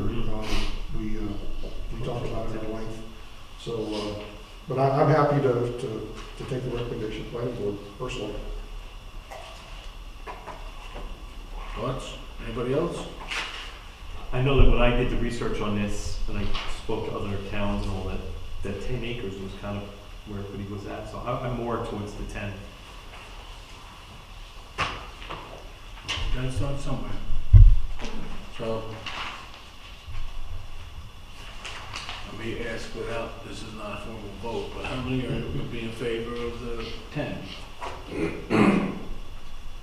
You know what, actually, we just think about this. Sure. I mean, really, it doesn't, it's not that much more. I mean, honestly, I'd probably say 15, you know what? Because we can always change it. If it looks like it's hard for somebody or there's not enough property at that amount, then we can make an adjustment, so I'm gonna say 15. And what we can do is bring that table back for the next, as well, a table of properties to go to Manus Point. Yeah, So we have an idea how Yeah. many properties we're actually talking about Yeah. that would be impacted. But let's stick with 15. I think I'm hearing consensus, I only saw, okay? Yes, sir. Well, I know what you do, sorry. Then the minimum amount of conservation land. So it's either 15% of the gross tract area or 10% of the gross tract area plus the viewshed buffer. And the viewshed buffer is the buffer along any major thoroughfares that form the, or not major, wrong term, any roads that form the external boundary of the subdivision. So it would be 100 feet off of that. I'm definitely for that. Because when I did the research on that too, I just like having the idea of the buffers out there. You know, you can see the houses in there. That's my, But then, 10%, well, that's Granite tract area, so then plus the 10%. viewshed. Okay. That's my, So the viewshed buffer doesn't count in the computation. Whereas the 15%, I guess it would, gross tract area. is gross. Well, I think you'd have to do one or the other. If you're gonna go 15, you're gonna have to go with no required for the U-shaped buffer. But if you go to 10, I like the idea of the 100-foot along the perimeter. Okay, so we're hearing the I 10 think we with would the have to make viewshed? sure viewshed buffer was clearly defined. Oh, absolutely. These almost go together, change one, you can't do one without the other. Well, as far as when we get to the viewshed buffer, yeah, let's jump over there. Viewshed buffer? Yes, sir.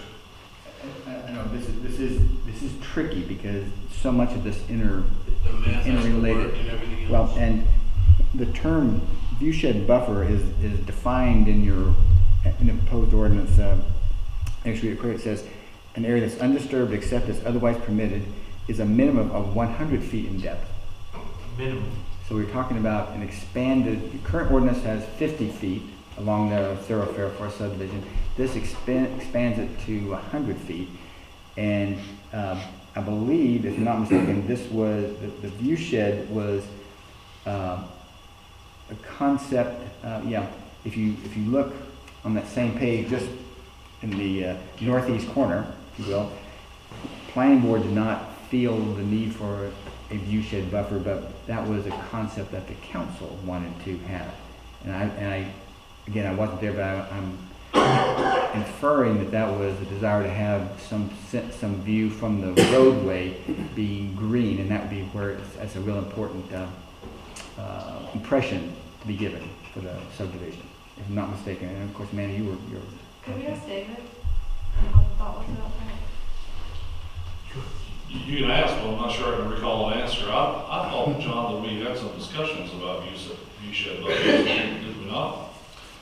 I'm honestly trying to remember, correct me if I'm wrong, difference, subdivisions that do, view shed, well, that do buffers from the road typically do plantings, landscaping, et cetera. Whereas what we're talking about here would be completely undisturbed. Which, is that the difference that we're talking about? So whether you have a buffer versus a view shed, those are the two differences. And I think that's what we talked about. And So my community, Wesley Oaks, is I guess just a buffer, because it's just about 20 feet of grass and it's just natural trees and everything laying in between. When you come in our gated area, that's all maintained, but I guess that's kind of what I was looking for, because, during the summer or spring, you don't even see houses in there. You just drive by for a second, nice little forest with some grass. Right. Well, so say if someone has an open field and they're gonna do conservation subdivision, they come in and say, all right, I'll do a 100-foot view shed, and I'm not gonna plant anything. And it's just gonna be left as a field. And then you look at the back of the houses or the front of the houses, Yeah.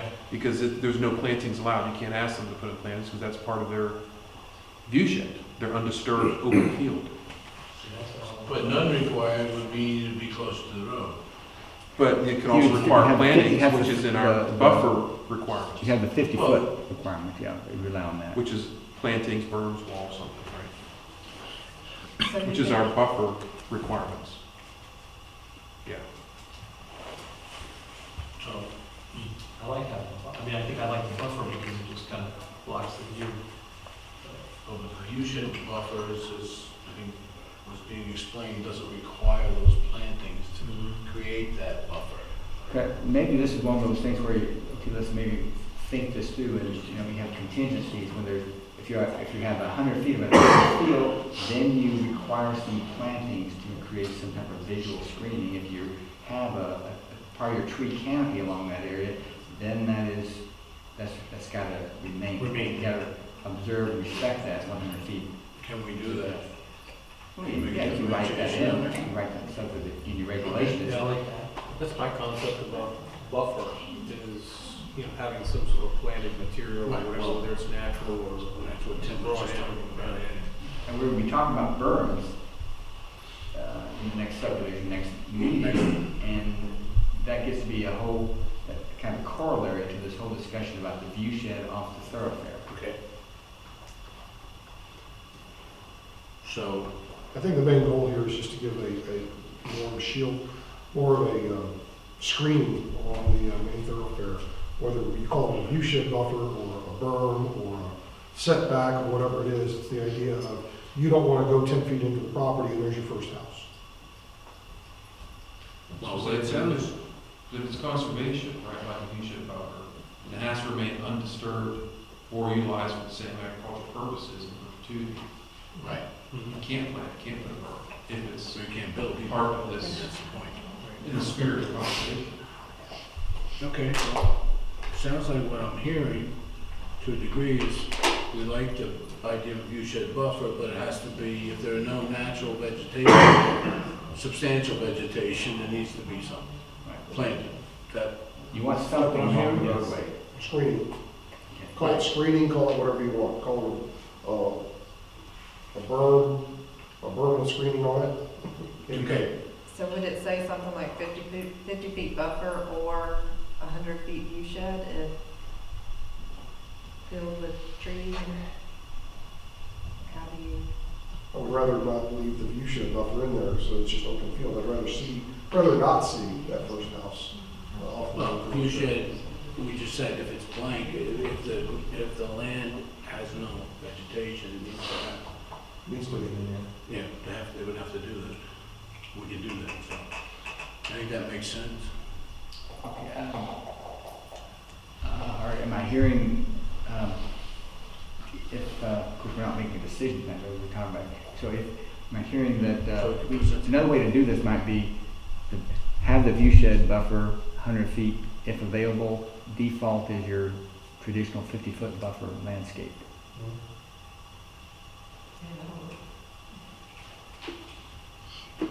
Yeah, I guess, I mean, again, the view shed doesn't have natural vegetation, they've got to put some there. So don't forget that piece. Yep. Because that's our, Yeah. okay? Minimum lot size? So planning board said 40,000 square feet, except up to 30% of lots can have a minimum area of 30,000 square feet.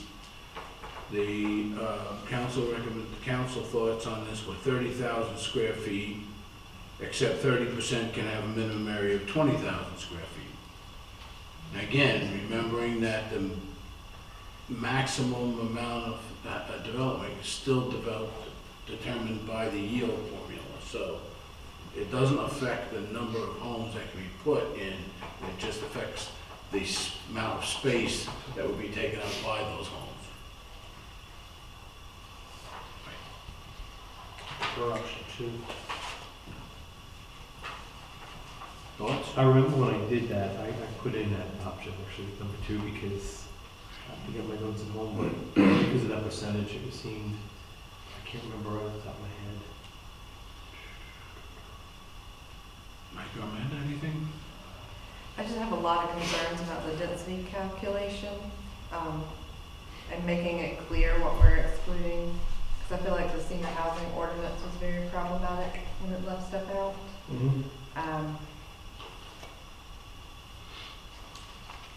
So, I think we've heard consistently from residents that they want bigger lot sizes. And if there's a way to compromise and still keep a larger lot size and conserve trees, I think we're going for a compromise here, not to make it easy for more land to be developed. Would you say 35,000 square feet? In the middle? I was actually thinking of the lower number, the minimum area of 20,000 be raised to 25, because I think in Tim's text it said 20 or 25. That came from originally council. And I think Tim included the 20 here, but if we raise it to 25, I mean, the other way, you're just saying 30% of the lots are conservation subdivisions. So, right, you know, or really the conservation area, if the rest are 40,000. That's not, that doesn't feel right to me as a conservation subdivision. It's basically saying, okay, you got this little piece, so you'd have to have an awfully big piece of property in order to gain any benefit of a minimum, I think it's minimum somewhere in here, a minimum of 1 acre of conservation area has to be. So you're saying 30 and 25? That's what I was thinking, 30 and I'm 25. fine with that too, actually. I don't know that. And again, being very careful to Amanda's point of what can be included in that conservation area. So, Two things I could say real quickly. Sure. In the current ordinance, in conventional subdivision, your tree protection provisions are pretty strong. So that's from my experience in looking at other ordinances. So you do have a pretty healthy, it's called like retention of existing vegetation section that does give you, even under conventional subdivisions, a good amount of property. I mean, you heard some of the folks, the realtors, speaking about that. The other thing is, this calculation of base is one of those underlying things that's going to affect everything we're talking about here. And I know Sherry's talked a good deal about that in her presence.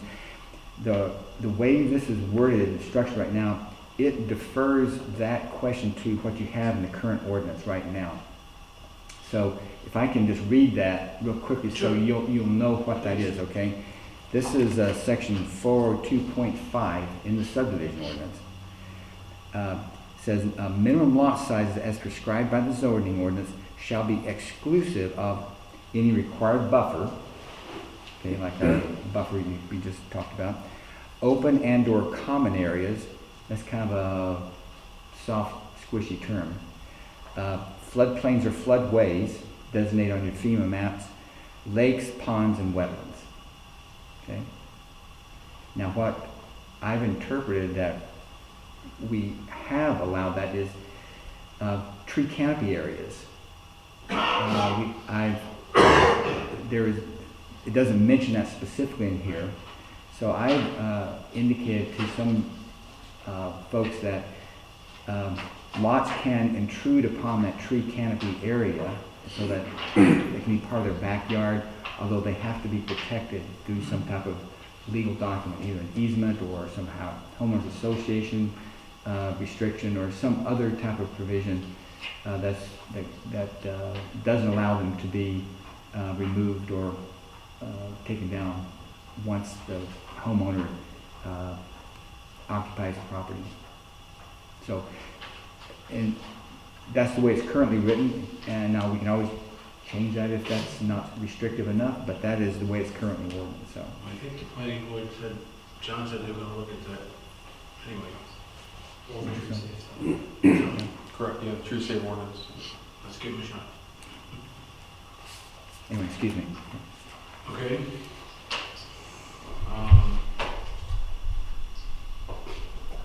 Lots to abut a conservation area. What was the consensus on? I think we were gonna, what I saw was a 30,000 with, except for 30% can have a minimum area of 25,000 square feet. Is that, I'm leaning more toward the recommendation of the planning board. okay? Okay. So we got a 50-50. Well, again, I like the idea of conservation subdivisions, but only if you really got an area that says this is conservation, and you can't, I don't know how you're gonna do that under the other, because if you take a 15-acre parcel, you say 30% of that, 30% of that's 4.5 acres, that could have 30,000 square feet. 30, and that's, forget the roads and everything right now, this is just simple math. 4.5 acres, which is what math? 180,000 square feet, of which, what 30% can have, that's 30,000 square feet, but that's not taking the yield into effect, so that's, that you could get 6 houses, but you haven't conserved anything yet. Could we get one of Tim's drawings of potentially what it would look like to divide a parcel this way versus that? Yeah, I mean, that's one of the approaches. We could just take some real life properties and try it out. Sure. If you don't laugh at my artwork, that's one stipulation. It's really hard to visualize. Yeah. Do we have through in focus maybe some of the resources of like CAD type software or something that we could overlay? Yeah, sure. Yeah, I know you can do that. We used to have that, but I think, We could do it, but we don't really have a budget for it. right. Because you get charged for all of it. So it looks like we're still, we gotta look at this one a little closer. So there's no reason for you to break a tie. We're not taking a formal vote. So I think that makes sense. Lots to abut a conservation area.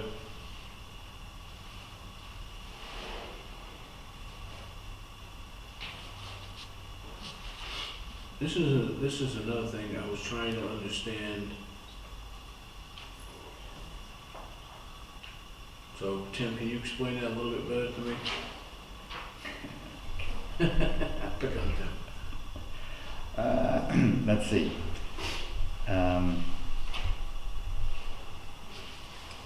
Bear with me a second. Oh, I get it. Um, Again.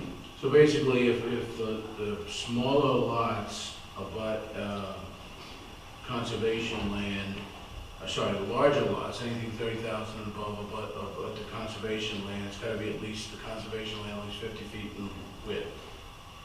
Whereas the smaller, it's gotta be 75 feet in width. I know about length, it just talks about width.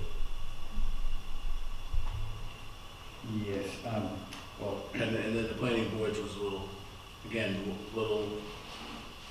more conservative, to go back to the. yeah, I think if I understand the logic of the planning board, certainly correct me if I'm not saying this correctly, but it appears that your 40,000 square feet, if that's the default, that's going to be, suppose that's your conventional zoning, so you have enough space, if you will. If you reduce your lot size, you want to complement that with some abutting of a conservation area, okay? Right. 75 feet in width, again, a hefty amount. The council version was, if you go down to 30,000, you do need to have some type of additional buffering, but rather than 75, you're going to 50 feet. Again, I think that's consistent with moving more towards the conservation subdivision model, if you will, relying upon that common open space as opposed to your individual lot. And then going down, if you do go down to 20,000 square feet, then you need to increase that additional backyard to 75 feet to give more of a setback or conservation feel to the rear yard. Okay. That's why when I suggested that 75 on the smaller part, just exactly, to make it look larger, aesthetically. I think that would be best shown probably in the same diagrams you were proposing, Okay. because I think they go together just like the other ones. I mean, they all go together, but that's not the story. The minimum yard minimum side yard setback. And I'm kind of confused as to, because there was a minimum frontage amount that doesn't seem to vary. That's the minimum lot width is 120 feet. Nobody, planning board, council, it's all the same. So I don't know why we're necessarily messing with the side yard setbacks. And I was a little confused by that. Planning board said 15, that's the conventional, and yet we said 30 feet between two adjacent principals, which again is 15 feet. And this is one that planning board really stuck to, if I remember correctly, from their site visits and stuff. But then it says, but then this says with a minimum 10 feet on any side yard, and that reduces the side yard. That was the council recommendation, not the planning board's. So, I could explain that was a prior person who felt pretty strongly about that, but I brought up the point too, that we have two 15s, we have a 30. right. So, So if you did 10 and 20, you'd still have a 30, you'd Right. do the 30. I mean, I I understand the logic, right, but I don't necessarily yeah, this was, think I agree with it. it was just a convoluted thing about what we just came up convoluted. But basically, if the planning board says 15 feet, you have two 15 feet, you got 30 feet. Right. That's how I saw it originally, but, so I would be with the planning board on that one. Yeah, I think so too. Everybody else all right with that? Paul? No? Anna? Yes, sir. We did view shed, minimum rear yard setback. That's another one. Okay, This is the one we can tell most people about 75.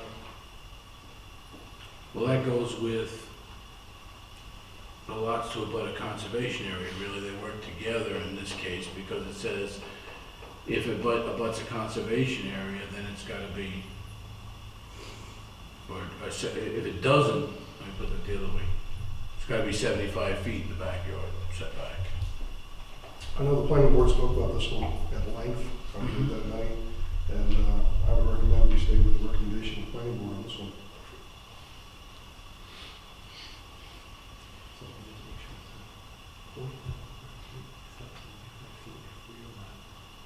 Then the council increased it, which I don't.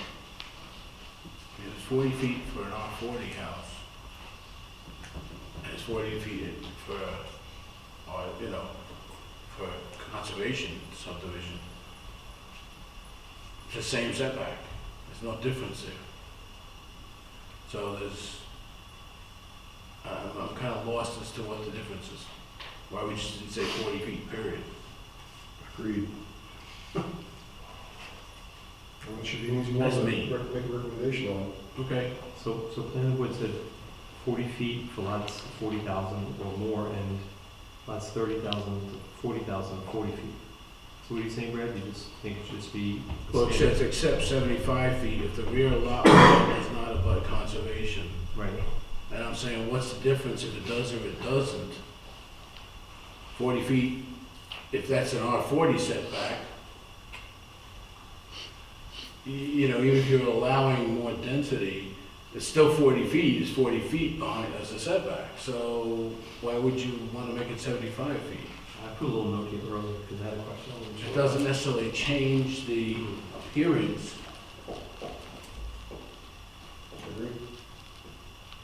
I mean, most R40s are not 40 feet. That's probably what I would say, unless you've got a very wide lot and not much depth to it. So do we leave this at lots of 40,000 or just change it to 30,000? I think I'm okay with the first one, but maybe the lot should just be like what we're doing through that, this here saying 30,000 square feet. Well, if we change the lots, yeah, but I Yeah. don't know. Okay, so we're leaning more towards the planning board, is that what Yeah. I'm hearing? Okay. Minimum lot width is the same, 120, 120, 120. I I think there was, did come across at some point there was discussion of 100-foot lot width Right. from the council So on that. you're right. But thank you. this, I guess the most recent one that the bill put together, where that it was back to 120. Okay. And the last one, minimum front yard setback is 50 feet, so that doesn't change either. Right. So they're all the same. Okay, so we're narrowing it down, I think. We're beating the horse to death. Well, I think it's a good tool. I think it helps in some ways, and like you said, we have to be careful it's not abused. Right. The only other thing that I wanted to, the other question, which I just spoke on the paper. All right, well, then there's other questions I'm sure that we'll but there were questions in the, I don't know what you call it, salient points, conservation subdivisions, as recommended by the Wesley Chapel Planning Board. So, and it's on the page 2 of that document, which is the allowable conservation lands, which goes back to Tim's point earlier. Do we continue to use a similar language, if you will, what can be included and what can't, just like in R40? Or do we, because you've got things here like allowed lands include Tier A, highest priority forest lands, lands adjacent to parks. Tier B, medium priority farmlands, historic sites. Tier C, lowest priority, steep slopes or rock formations. But then the rationale is issues to decide, do you want to have conservation lands prioritized by those priorities, I'm assuming you're talking about. And I think the answer would be probably yes. And then should the detention, we talked about this briefly, we didn't really talk through it, should detention ponds count towards conservation lands? And my thought was no as well, so I'm seeing a lot of head shaking, so that's side to side, not up and down. So I think that's agreed. And then lakes, ponds, or wetlands, should they be counted as conservation land? And I think in our R40, we don't allow that to be counted in the density formula. Right. Yeah. So that should be also then a no here. Right.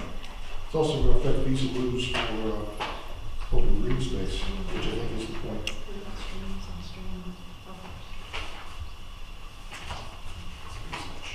I was just saying, what about streams and stream buffers? Well, that would be wetlands, wouldn't it? Protect the wetlands. Doesn't get counted right now.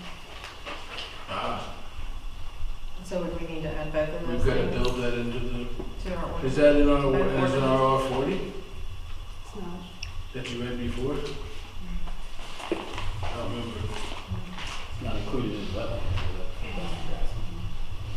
Well, but I mean, it's not included in streams and it's not included in our R40 limitation density. I don't think so. I talked to Bill one time and it wasn't included. Okay. I have to look back at it, but. Okay, Tim, you know, check it when you can, when you can, and we'll make sure with the definition you read earlier, does that include streams and wetlands? Because that also would affect an R40 calculation. It does include, it does use the term wetlands, so that would be excluded. For wetlands, but I think I'm hearing is streams that are different than There are wetlands. different, yes, and there are different categories of streams too. Yeah, so we need to look at that for our R40 normally, as well as, and I think the conservation should mirror that. And that's the way the ordinance is worded at this point. It does make reference to what's in the ordinance right now. Right, but we don't have that piece, that's the point. The streams, If it's helpful, I can send you all a link to this section and specific Sure. reference, if that's helpful. okay? And then you're gonna work on the pictures for the next, okay? Anybody else have questions they wanna run by? Appreciate you all taking a few minutes, but I know I want to tackle those things specifically on there. This is not, again, we're not voting on this tonight, and we're not, I don't think we're ready to call for we don't have a straightforward procedure yet to go through. So, we've got a couple of questions outstanding that we need to look at. Would conservation zoning be a conditional use? I don't Or know, would is it it be a typically, by? I think it's a by, well, let's see, use by right, in Weddington conventional subdivision, and Weddington conservation, it's condition, good point, conditional right, but they're RCD zoning district, what does that entail, do you know? They're RCD, Weddington's RCD, what is that? That's probably a conditional development. District, it's just a conditional district. Yes, but it may be a different approval process, which would be implied that. Well, it says it's not allowed in other zoning districts on here, I know, this sheet you provided. Okay. I can look at that, Yeah. It's a good point, we'll have to tackle next time. Yeah, I Should know, have. just to, if you set this up as a conditional use permit, that's a much different review process, and your role is much different than, say, a subdivision versus a conditional zoning, or conditional use rather. And that might not be a bad thing with being a new.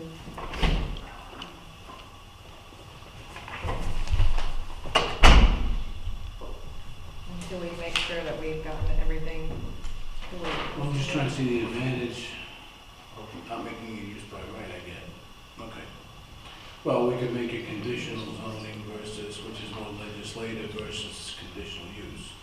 Yes. So I'd be more personally lenient towards being able to have more of a conversation, give or take, which would be harder to do in a conventional, conditional use. I'm not conditional zoning.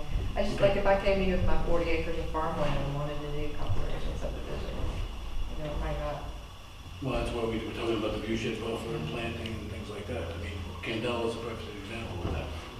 I lived there, so. Okay. Appreciate it. The board did a lot of work, so. As I said, the only thing for me is if it's truly going to be a tool, and we can start conservative, you know, but those are the things that we need to keep in mind, I think. If it's not gonna be a tool, and we're gonna limit it to where, because if you do the math, as I was trying to go through mentally, it almost 50, you know, whether it's 10 or 15 acres really doesn't make a difference. It probably has to be 20 or 30 before it actually makes any sense.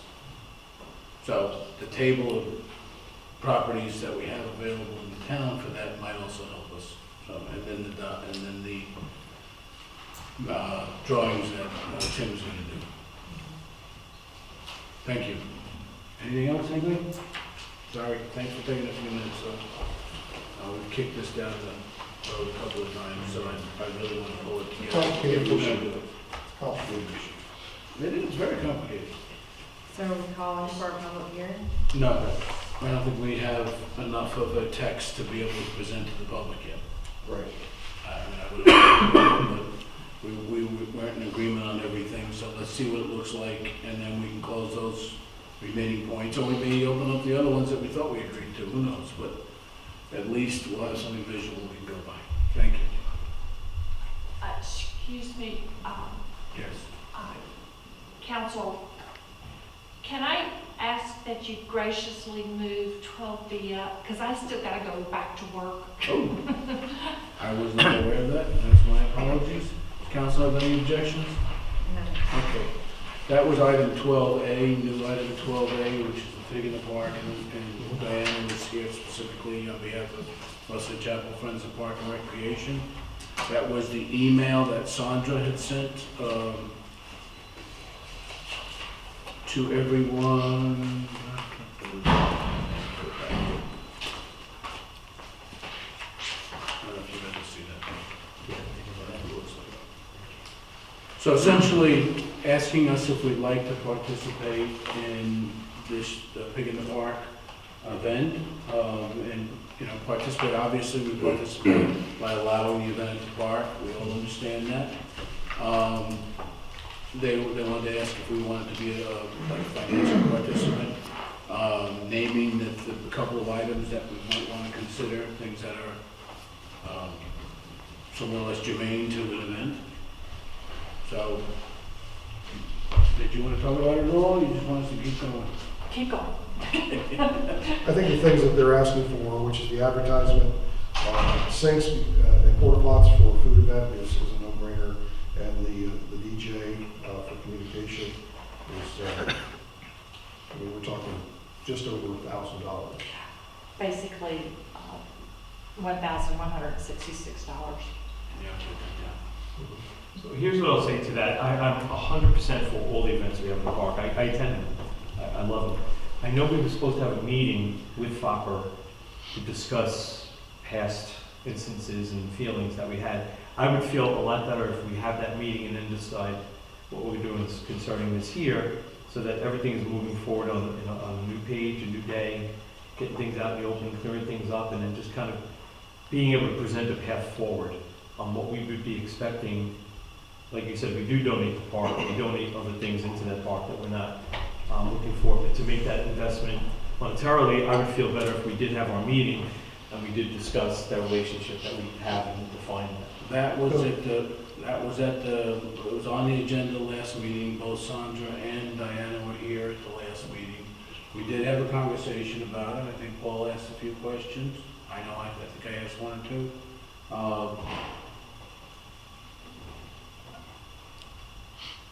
You know, I would say, I know unfortunately you couldn't be here, so I mean, nothing about that, other than, I would suggest at this point, rather than having them come back again, that perhaps you reach out and have a conversation, because we had the conversation. And I didn't hear anything that was necessarily, that anyone, I think we were relatively comfortable, at least with the partnership, at least in terms of having the events continue to go on, et cetera. I'm not saying, I'm not talking about the financial yet. And I think that's what we ended up with. Yes, Mike? To bring up a point that even John addressed here earlier, there is somewhat equivalent to what Diane and Sandra do over at Waxaw, but those are paid positions. We're not asking, she's not coming to us and asking for a paycheck to do these events, neither is Sandra. This is just a stipend that basically covers some of the very basics to put on these events on our behalf. I think if we were a regular town, not that we're not too irregular, we'd be doing these ourselves. The problem is we already know through history that we as a council, we don't do a very good job at it, but Diana and Sandra excel at it, and all they're asking for in return is for a few $100s to pay for the basics, where, again, if you look at how many people show up to these events versus the amount of money we put into it, it's a no-brainer. And I remember, if you remember correctly, I suggested that we have an events committee, here, and they could work with FOPR to do that. I'm just not 100% sure of how the whole relationship works, with the finance part. I know Sandra a few times said, oh, we have money that we're gonna be donating back to you guys, and I've never seen anything happen. So I'm 100% for park events, 100%.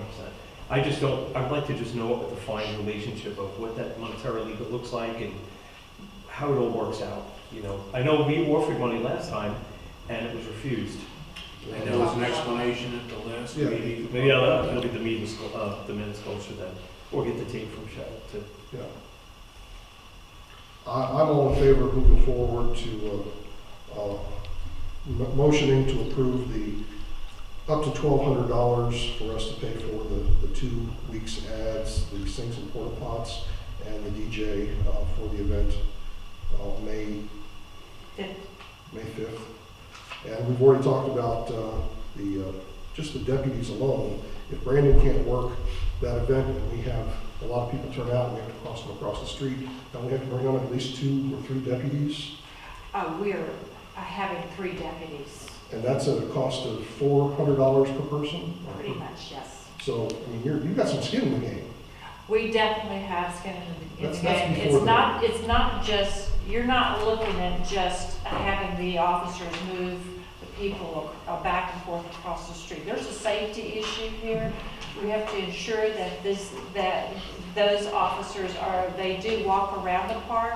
I mean, you hear so much of terrorism these days, so we don't want that to come around. We don't want any of that they're on guard for all of that stuff. But the main thing is traffic control, people control, going across Highway 84, coming and going into the park, and you have to have room in that equation for unruly behavior. Is just human nature. My point being is that you're paying for the lion's share of, your organization's paying the lion's share of this event, and all we're doing is picking up the cost of the sinks, porta pots, and advertising. That is correct. But then how much you guys actually paying for this? If Michael said the lion's share, how much you guys, all the meat and everything is donated, if I understand correctly. What is it that you guys are actually putting in monetarily? We go out for sponsorships. We try to at least, whatever we have, we try to at least break even in our cost expenses. And then the revenue that does come in, we work with Parks and Rec on what a benefit to this town for the park. The things that typically pay for would be like Mr. Hughes Wildlife. Mr. Hughes Wildlife. Could be the Rego mine, could be The music and sound system. well, that's already covered by this, but the other things, the deputies you mentioned. Deputies are a huge expense. So Because they raised safety their is a rates this year. big feature. Yep. And last question, what kind of recognition is the town getting? I know in the past we've had little dots of something illegible. Is there like, say, hey, we want to let people know that the town is helping with this event, and there's going to be nice advertising with the Village of Wesley Chapel logo that we could read and that kind of stuff? Is that That part has of it, or been is that? on all of our advertisements. And I would also say, I mean, I've been at the events, and that the Tiki Hut DJ typically announces and thanks the different sponsors, and the town's always mentioned, always, that I'm aware of. That is part of what we have him do, is not only is that advertised in the print media, it's also during the event, the DJ is talking about all of our sponsors and giving them accreditation. Because they are supporting this event, and we're asking the town to also help support this event. I would just be a little careful saying about the 4 paid people. If the 4 paid people for Waxhaw, that means it comes out of the town, whatever it is, the town's money, which basically means tax increase somewhere along the Oh, I agree. Just, Well, I don't want to increase taxes, I want to make sure that we understood, but let's come apples to apples, I like to always say, so, and they do a fine job, and then that's not, and they know I'm very supportive of them. So the motion was to approve up to $1,200. I had a motion, I'll second and we it. have to figure out where it's coming from. I know, thank you, Cheryl. I'll second it, and I'll say last month I learned a lot, and I'm really appreciative of you as owner coming. We had a nice discussion, and there was a lot of questions were answered, so thank you. Okay, so we've got a motion and a second, and I know we had some conversation, we should have done it the other way, but I'll open it up again if we've got particular. No, this kind of brings to light, I mean, with a 5K, we had more than 2 officers out, so there's more than 2 officers out there, so, Right. you know, considering the amount of the budget that was spent on things and the proportional amount that was on rental officers to be there, I mean, it is expensive.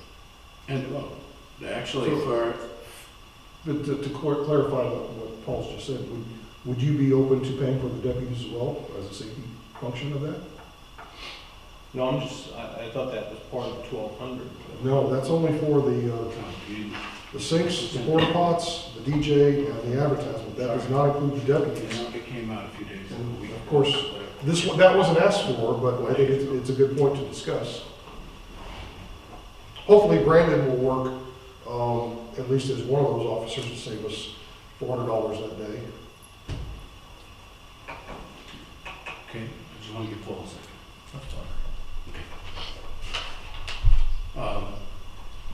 Yeah, and again, Sandra apologizes, but this was last minute, but I mean, she was hoping, again, the way, if you read the memo, I think it was general, just opening the door again, as we talked about at the last meeting. So, we've got a motion and a second.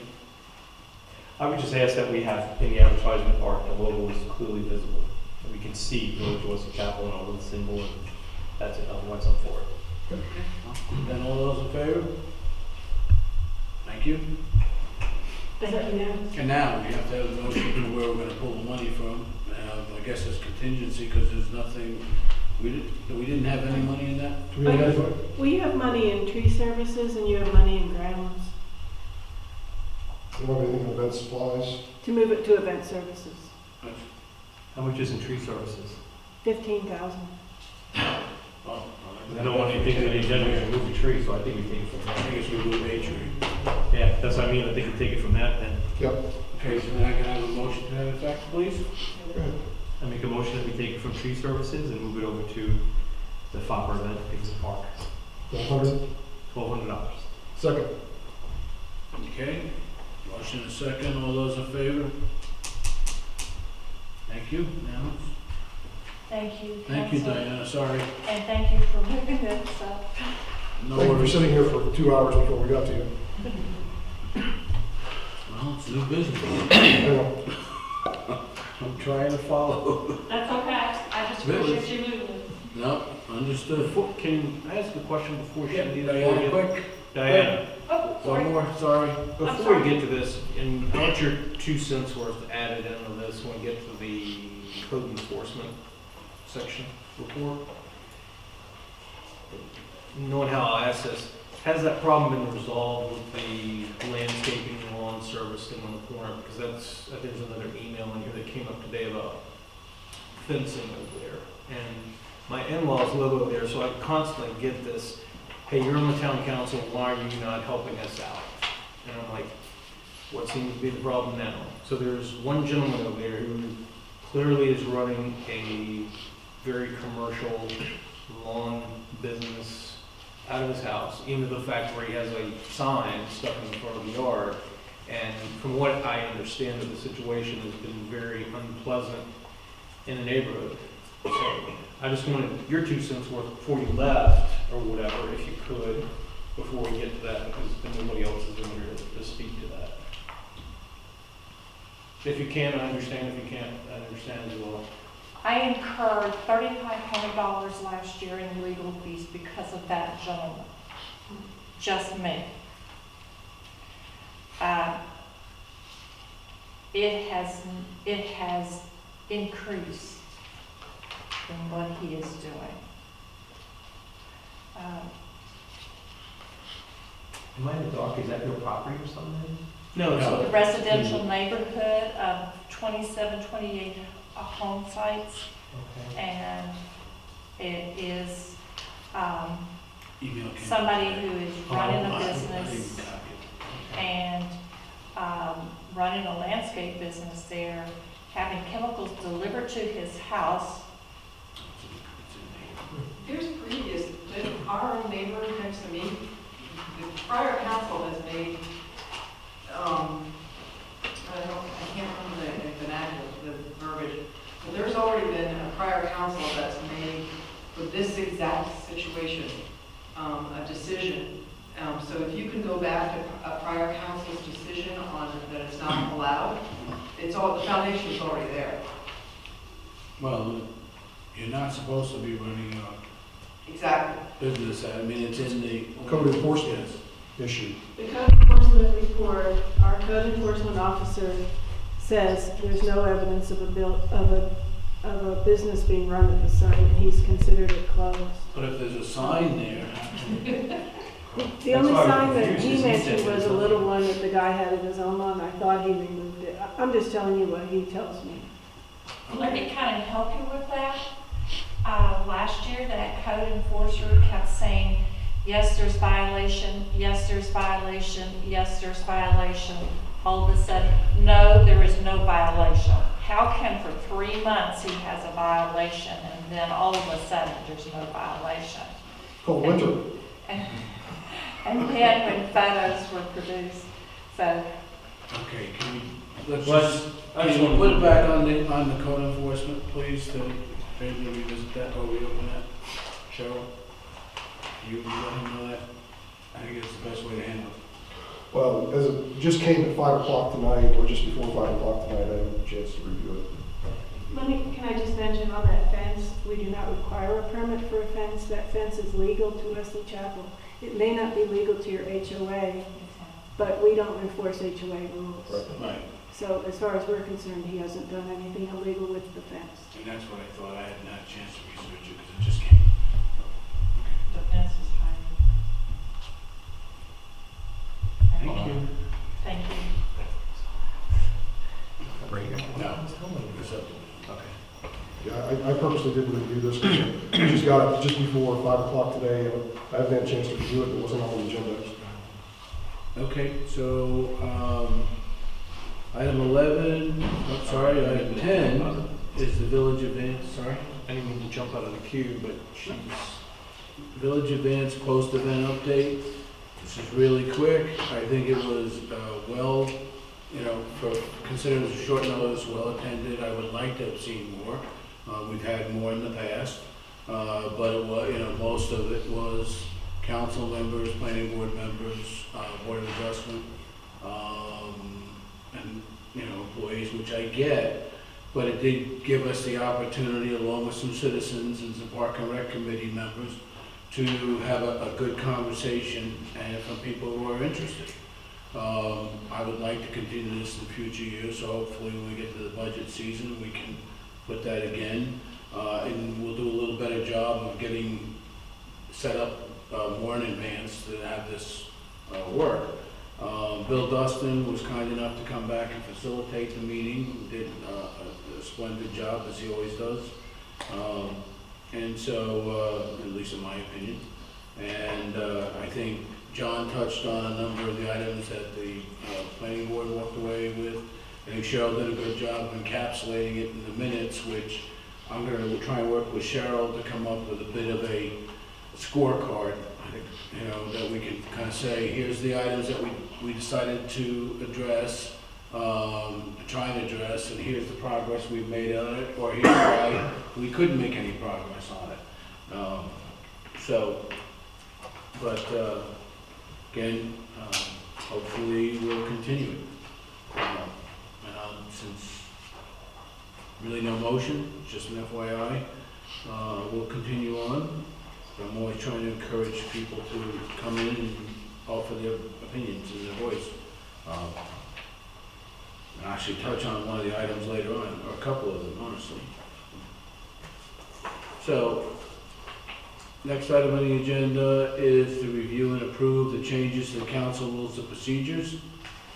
Cheryl, why don't you touch on this, just again, give a little background. I think you've got it on here, but with the updated, We started with a couple of items, and then we have a new book from the School of Government on suggested rules of procedure, and it seemed like a good time to really do a good job and get it all updated, which is what happened. Last time, council made a couple of changes. They wanted to keep a second for any motion, which we did. There was one change from a statute about voting rules, which says a member's unexcused failure to vote on an amendment to supplement to or to repeal a zoning ordinance shall be recorded as an abstention and not as an affirmative vote. That's just a peculiarity. and just, you know, in the past, it was if you were unexcused in absence, I don't know if we've ever done that, I don't think so. But if unexcused absence, that your vote was automatically counted as an affirmative vote for every motion was, on every motion. This is saying for zoning-related matters, even if you're unexcused, it's not counted as an affirmative vote. Interestingly enough. A couple other things council added last month about council members cannot serve in boards or committees, that committee chairs can submit agenda items. And also in Rule 8B, we had some peculiar rules about a plat would be void if we didn't receive the bond in 5 days, and everyone agreed that that was not the right place to put that, so I just took that little provision out. Yeah, but things that belong to the. I mean, they have to have their bond, or we're not gonna let We're them not gonna let them do keep it. doing it. They can wait 2 months. They just don't get to move forward, so. Okay, And I think there was another change, code, let's see, code of conduct, Rule 10.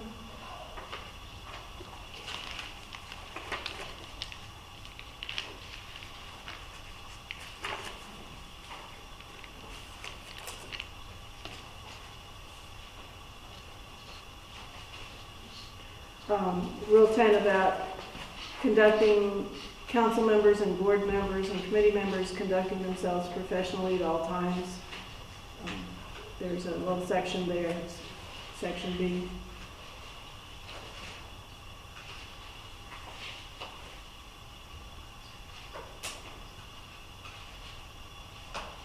so this is, we've had most of this for a couple of months, and we added some items, Cheryl just described this month. Make a motion, we approve these new rules of procedure? Second? Give it a motion and a second. Comments or discussion, I should say.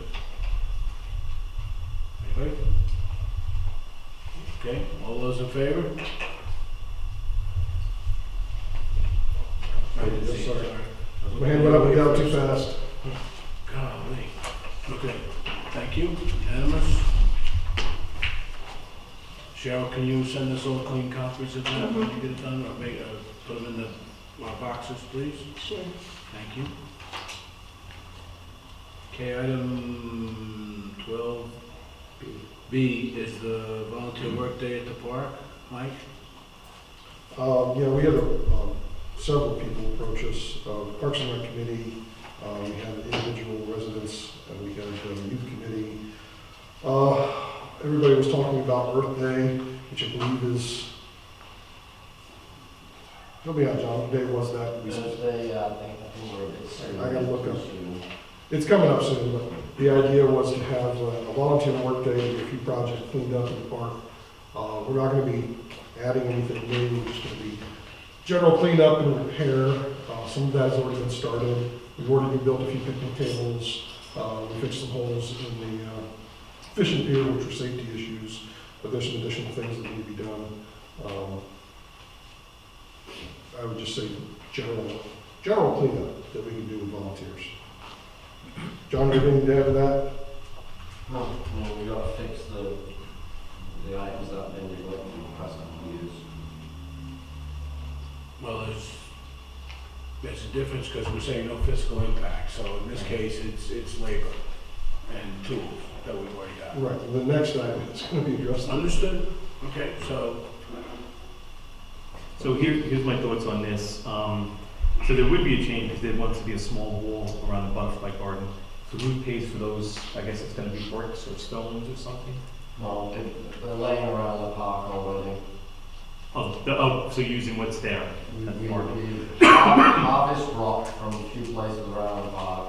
There will be a need for mortar, but I've already approached the Rotary Club, and the Rotary Club, who put the butterfly garden in, it is looking and seem willing to provide funding to purchase the mortar for us to build those small retaining walls.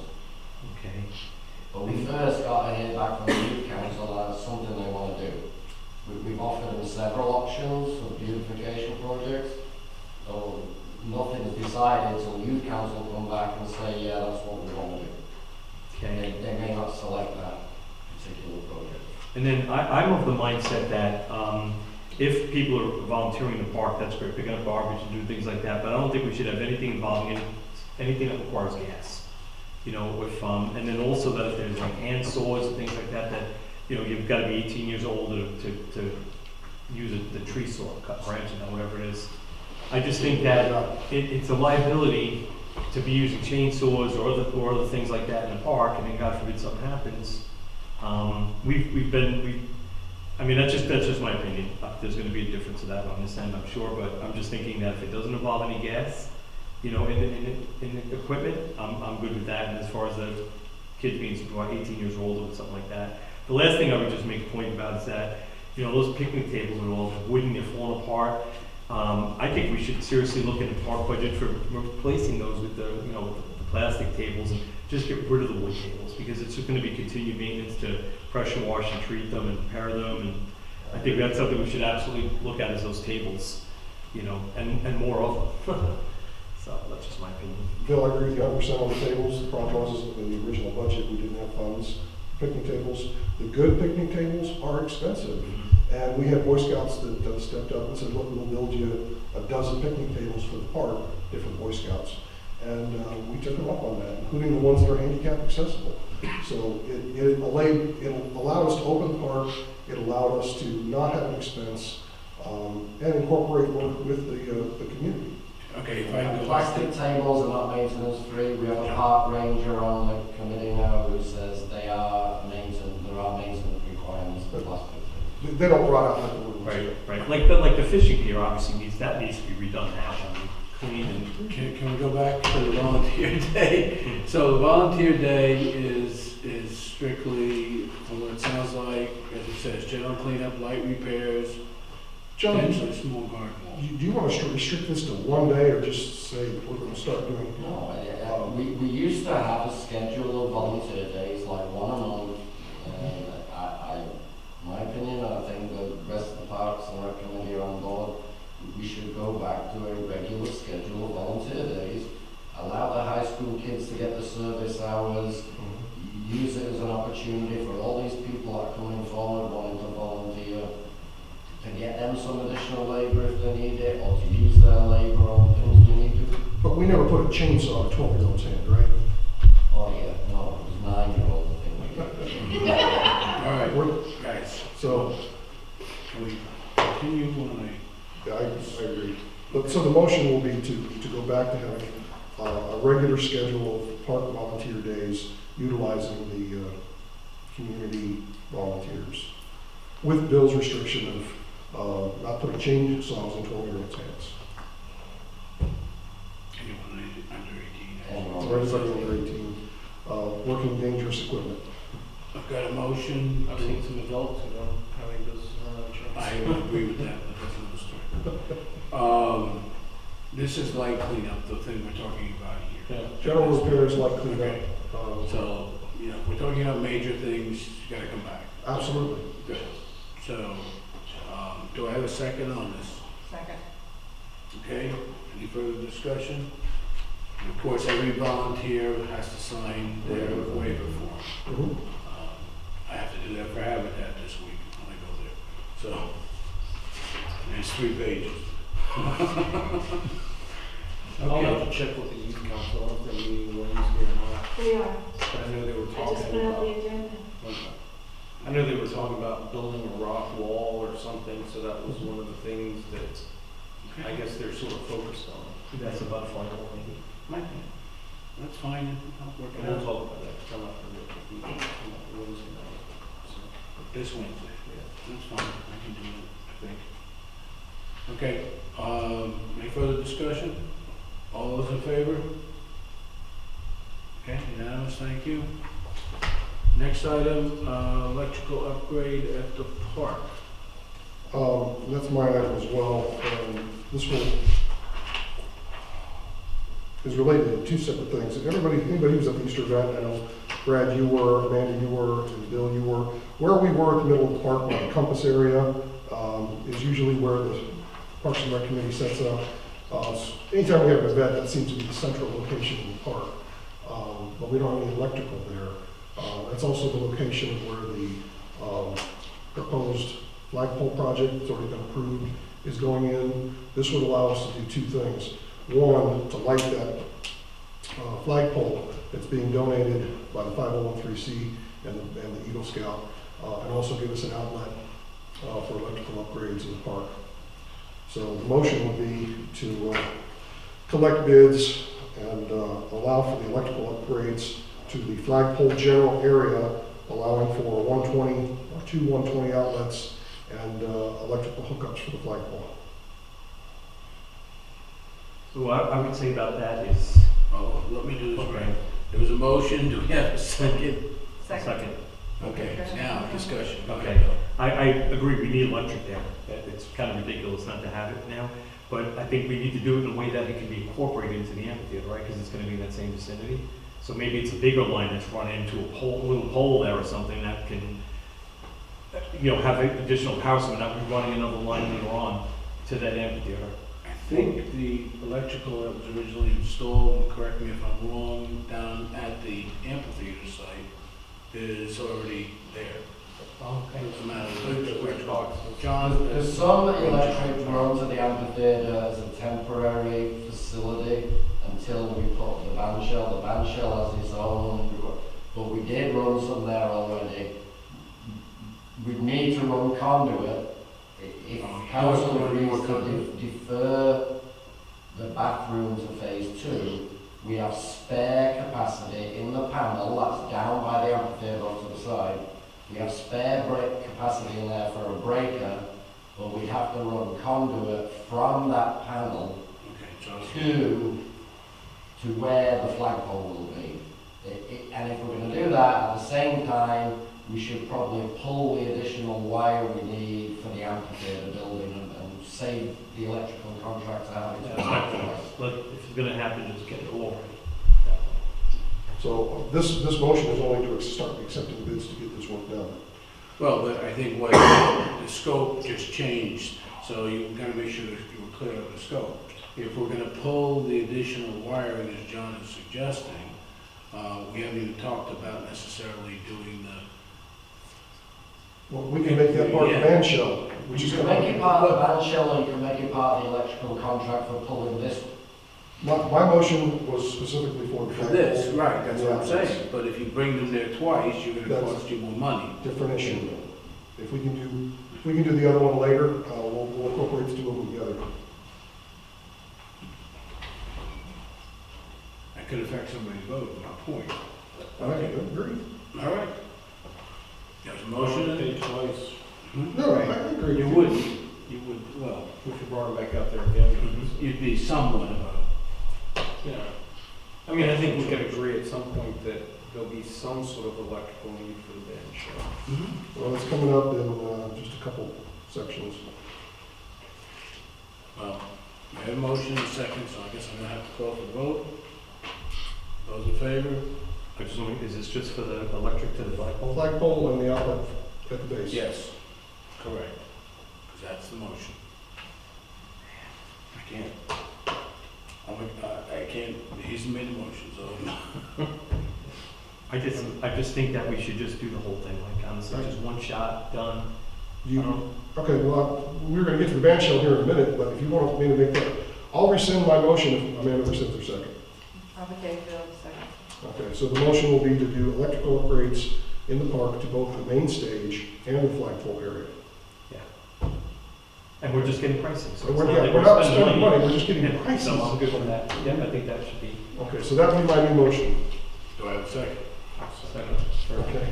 Okay, all those in favor, I'm not even gonna forget. All those in favor? Everybody. I can't remember. Paul, I think was first, Bill was close second. All right, that's the electrical upgrades. Brad was a sleeper switch. Item 14 is general park repair budgets. Yeah, we've got 3 months, 1 full quarter left in this fiscal year, and we have 0 money left for general repairs. With the volunteer work day coming up, we are gonna need some lumber, some screws, some, general things to clean up the park. I'm not saying spend money, and I'm not really tied to that $1,500 that's in your agenda item, but we need some money transferred from general repairs, transferred from grounds into general repairs to allow for repairs. And so far, we've repaired picnic tables, we've repaired the fishing pier. I bought the materials to repair the handrail going down the fishing pier today, but I didn't get it done. And it's literally just screwing it on a new piece, and same thing with picnic tables, just replacing the tops. Make a motion to transfer the $1,500 from grounds so they can have funds for repairs. Second.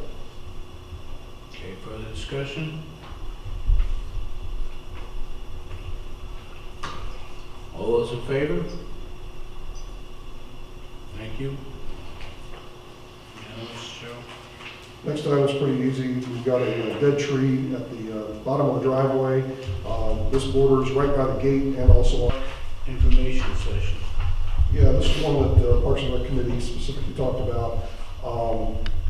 You should all know that when we apply for grants, one of the things that they look at is, have you included the public and ask for their input? And if you have, through a public information session or from a survey or anything where you've got input from the public, your score goes up. And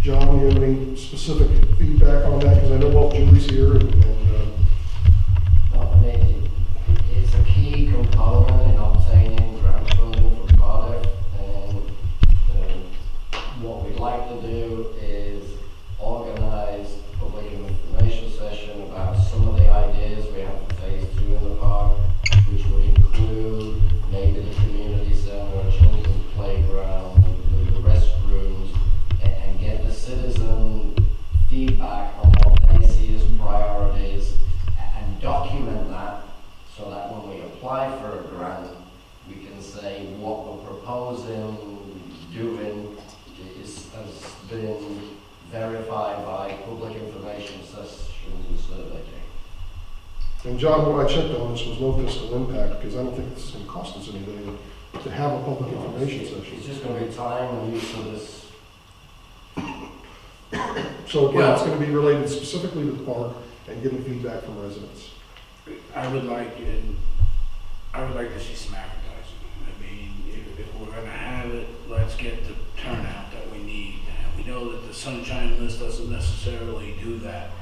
I'm not sure that newspapers even would, so I'm trying to figure out, obviously, our website, but how do we get, I wanna see a lot of thought put into that. And, quite honestly, if we're gonna do something like that, we wanna get the bang for the buck, so that we have some real numbers. Last time we did 3 on 3 different dates. Right. We recorded the number of people that showed up. We recorded their feedback, their suggestions, and all of that information was included in our grant application package.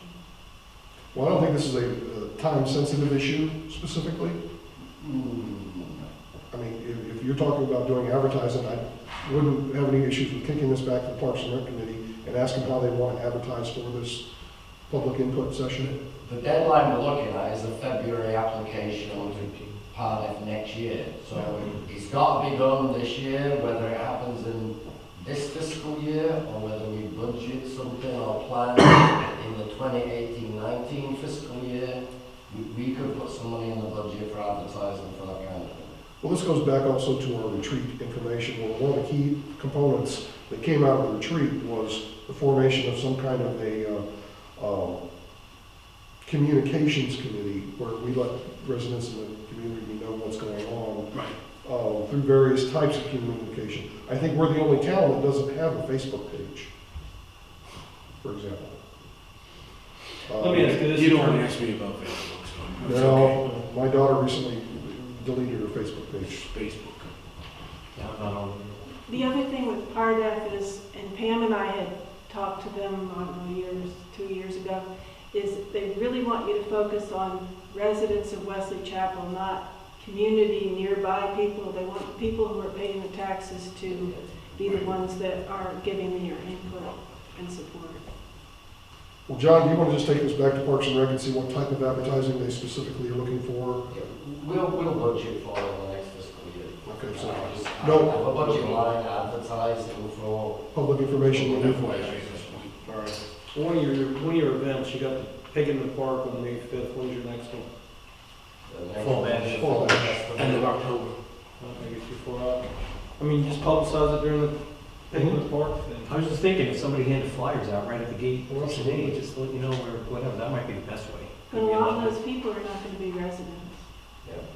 Could be the If worst somebody way. shows up at a public information center, we'll put out a sign-up sheet and ask them for their names and addresses.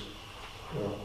Oh, we tried that, but talk to the group, and we're actually forming a communications committee, although we only got one volunteer thus far, but you might want to bring that person into the discussion with you, with the Park and Rec Committee.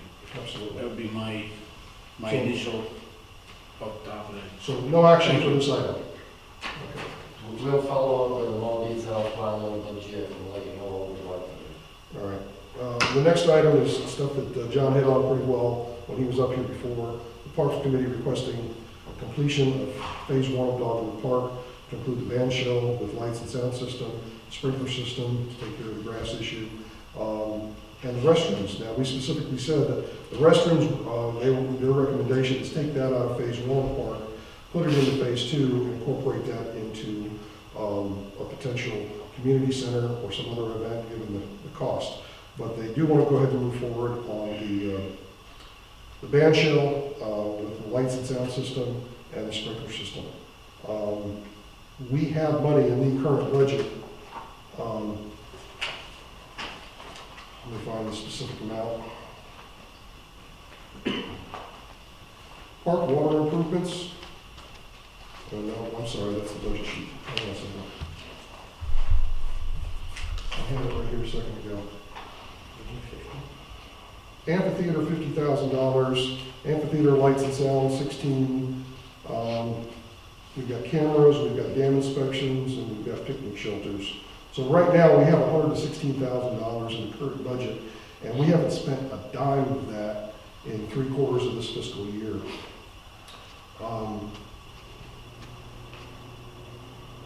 So I guess the request is going to be to go ahead and dust off the original band shell specs, and we've got all the information. All we literally have to do is change the dates on items and put it back out to bid. I think we know who we put it out to bid with last time. Maybe we can expand on that a little bit, but just basically dust it off, send it out, and have it come back to council. Keeping in mind that this motion is not to spend money. This is a motion to put it up for, what's it called, RFQ, request for proposal? RFP, request for, yeah, RFP.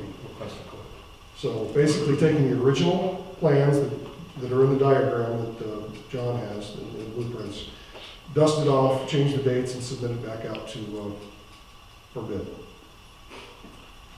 So that's my motion. Second. The only expenditure you would have would be the advertising that's required as part of the state procurement procedure.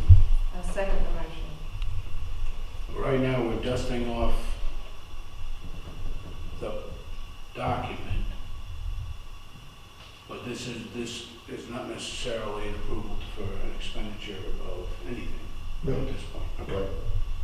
Okay, so, So it's just bids coming, just. Put it out to bid. Put it out to bid with the original specifications, well, you've got the sprinkler system that is on here. separate issue. Bids on. I was gonna make that a Restrooms, separate sprinkler. motion. So you're talking strictly right now about. Van shell. Okay. I was There's a gonna do, motion and a second. So the motion is to just dust off the plans and put out for RFP for. right. Well, we didn't approve any advertising yet, so you can't put it out until, No, I'm just putting that out. so. So the motion should be dust off the plans. How much do we Funds need and to approve advertising. for advertising for an RFP? You probably don't need to do much of any advertising. We could do a simple ad, but mostly you want to get it out to the architects and get it out to the people that would bid on it. Should we put a dollar amount to that? I don't think so. We can just do it through our general advertising account. Okay. So that's the motion. Okay. Any more discussion? Those in favor? Okay, thank you. And then the follow-up to that is to do, since we don't already have an existing contract to dust off for the sprinkler system, put the sprinkler system, and we have the specifications for that, also out to bid, and see what that comes back as. We still have to collect 3 bids, is that correct? Yeah, and I'm not sure where, I hope you have the specs, as I can't. We do. And I do. We have the specs, they're in the blueprints. I think John can put those together if he hasn't already. But if you remember, if council remembers, those of you who were around, we pulled this off the budget 3 years ago to make the budget work.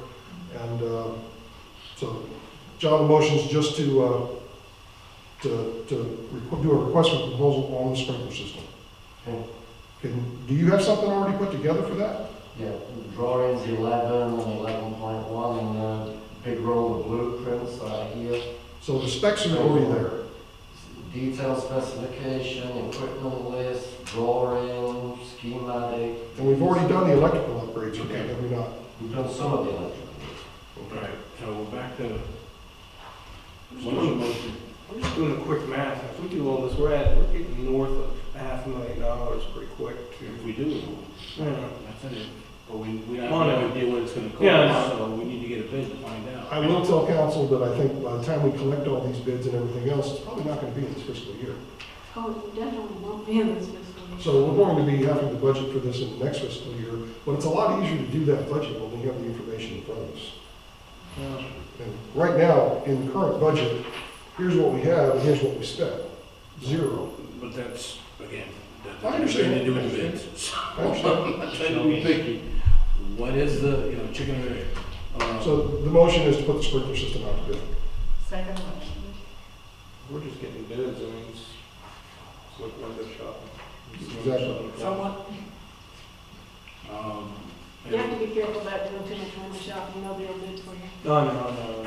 Well, we window shopped the van show once before, and we were ready to pull the trigger on it, and then we stopped the whole Well, process. there were 2 or 3 reasons. We didn't get 3 bids, you have to go back and rebid it. I mean, this is the way things go. Anyway, you can't, I hate going backwards because you learn from it, but you can't go back and undo it because it's done. So, motion and a second. Now we had some discussion. Any more discussion? All those in favor? Okay, thank you. Next one's yours, Brad. Get to talk again. Oh, yes. Coming out of the advance, and we've talked about this in the past, and we've never been able to get enough, I don't know what it is that we want to say, but, enough energy around being able to communicate with our residents better. We have our website, I know that. We have, we've asked many times for email addresses and newsletters when we were doing that. We didn't get many. People just didn't want to provide them at the time because a lot of people, they get a lot of junk email and they don't want to keep getting it. Several people have those blocks unless they know you, they you can't even get to them. There was a recommendation, and it was very well supported at the advance, to try and improve that communication. Again, whether it's gonna be Facebook or whatever, Twitter, or, any of those other tools, I don't know. So I want somebody who's got a lot of energy around it, just like I do with the other committees, to really investigate it and come back to us. Right now, we've only got one volunteer, but I would still want to establish the committee first. And there is one, so I'm gonna actually break this into two. To establish a communications committee, which will be a standing committee. They'll have to, come up with a charter, what their ramifications is. Again, all spending authority is always through the council. Let's keep that in mind. I know I've repeated that probably 20 times since I've been back in office, but it's important to remember that. So, I can't make a motion. So motion to form a communications committee and come up with a charter that needs to be reviewed by council and approved by the legal department, so we can take the next step. Second motion. You should say. Thank you, Amanda. Further discussion? All those in favor? I think it'd be good. Which one is that? Yes. Okay. That's all, I just wanted some. Thank you. The second motion is we did have one volunteer that signed up, and that's Tammy Boyce. And requested to be on that committee. And the appointments are done by the mayor. So I don't need a motion, thank you. So I appoint that. Ka-ching, now we have a committee. Can we help? I have authority. Can we help by doing some kind of advertising with what we have now through the Sunshine List, through the webpage, through any? We would do that normally for any of our, and I think Cheryl, we put that on the website, we would send out to the Sunshine List. We do that regularly anyway for committee openings and things like that. So committee and board and anything else, right? Yeah, I was kind of waiting for this meeting. Right. Great. Thank you. Thank you, council. Next item 19, is hiring an administrative assistant. I think this was an item that was on previous councils, but they decided to hold off to see how the new planning structure worked or that kind of thing. But given we're dealing with a lot of issues like getting committee minutes done and things along those lines, that I think they could help with, as well as be available to town hall to help people. I would like to see us revisit that. Mike? How many hours a week are you considering? What was Linnell working, Cheryl? 16? I think it was like, she worked 2 days, 5 hours, and then she did committee meetings. I think it was an average of 12. Or an average of 12? Okay. Well, 15 hours a week would help you out. Linnell also filled in when you were on vacation too, right? Right. And that's in the budget. We've already got that in. And Linnell was great. She left because she didn't have enough hours. She needed a little more. She left because she needed a full-time job with benefits. She changed, yeah. Her situation. Yeah, that family situations change. And we don't have to wait till the new fiscal year on this, Cheryl. We've got it in the current year's budget. We have budgeted like 12. Correct. Okay. And the ask here is if it's the will of the council, that Cheryl and I would go ahead and take care of the interviewing, posting, interviewing, all those kinds of things, unless somebody else is interested. I'm not. So I have a couple of talking points I just would make concerning that. One is that there hasn't really been a great record of someone lasting in the office here. And I think part of the reason is, and I'm just being honest, when somebody has control of something for so long on their own, and then you kind of sharing or delegating, it's a little difficult sometimes. So I would suggest that this person that's coming in has like specific roles and responsibilities, So they're more or less, like with my employees, they know exactly what their job is. Mhm. They don't have to be told, okay, hey, you have nothing to do now, go ahead and do this, or I don't do this. There's a specific job role and responsibility that they're, approved to. And this way it kind of separates the roles and responsibilities of one person and another, so they're not kind of going against each other, harming each other, or anything like that. Obviously Cheryl is a senior person here, so she would be, basically guiding and directing. But I think if that person just had their own set of rules and responsibilities, it would make things a lot better. Okay, Cheryl, let's discuss that, I know you got another point, but can you, I thought we had that in the job description essentially. We did.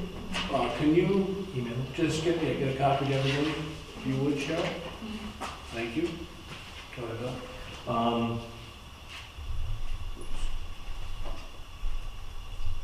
No, I think that's basically a long-winded response to it, but basically I just think that if there's a separation, it might just be more healthy. So Cheryl, would you say up to 28 hours a week? Up to how many? Up to 20 hours a week? We don't have that much budget.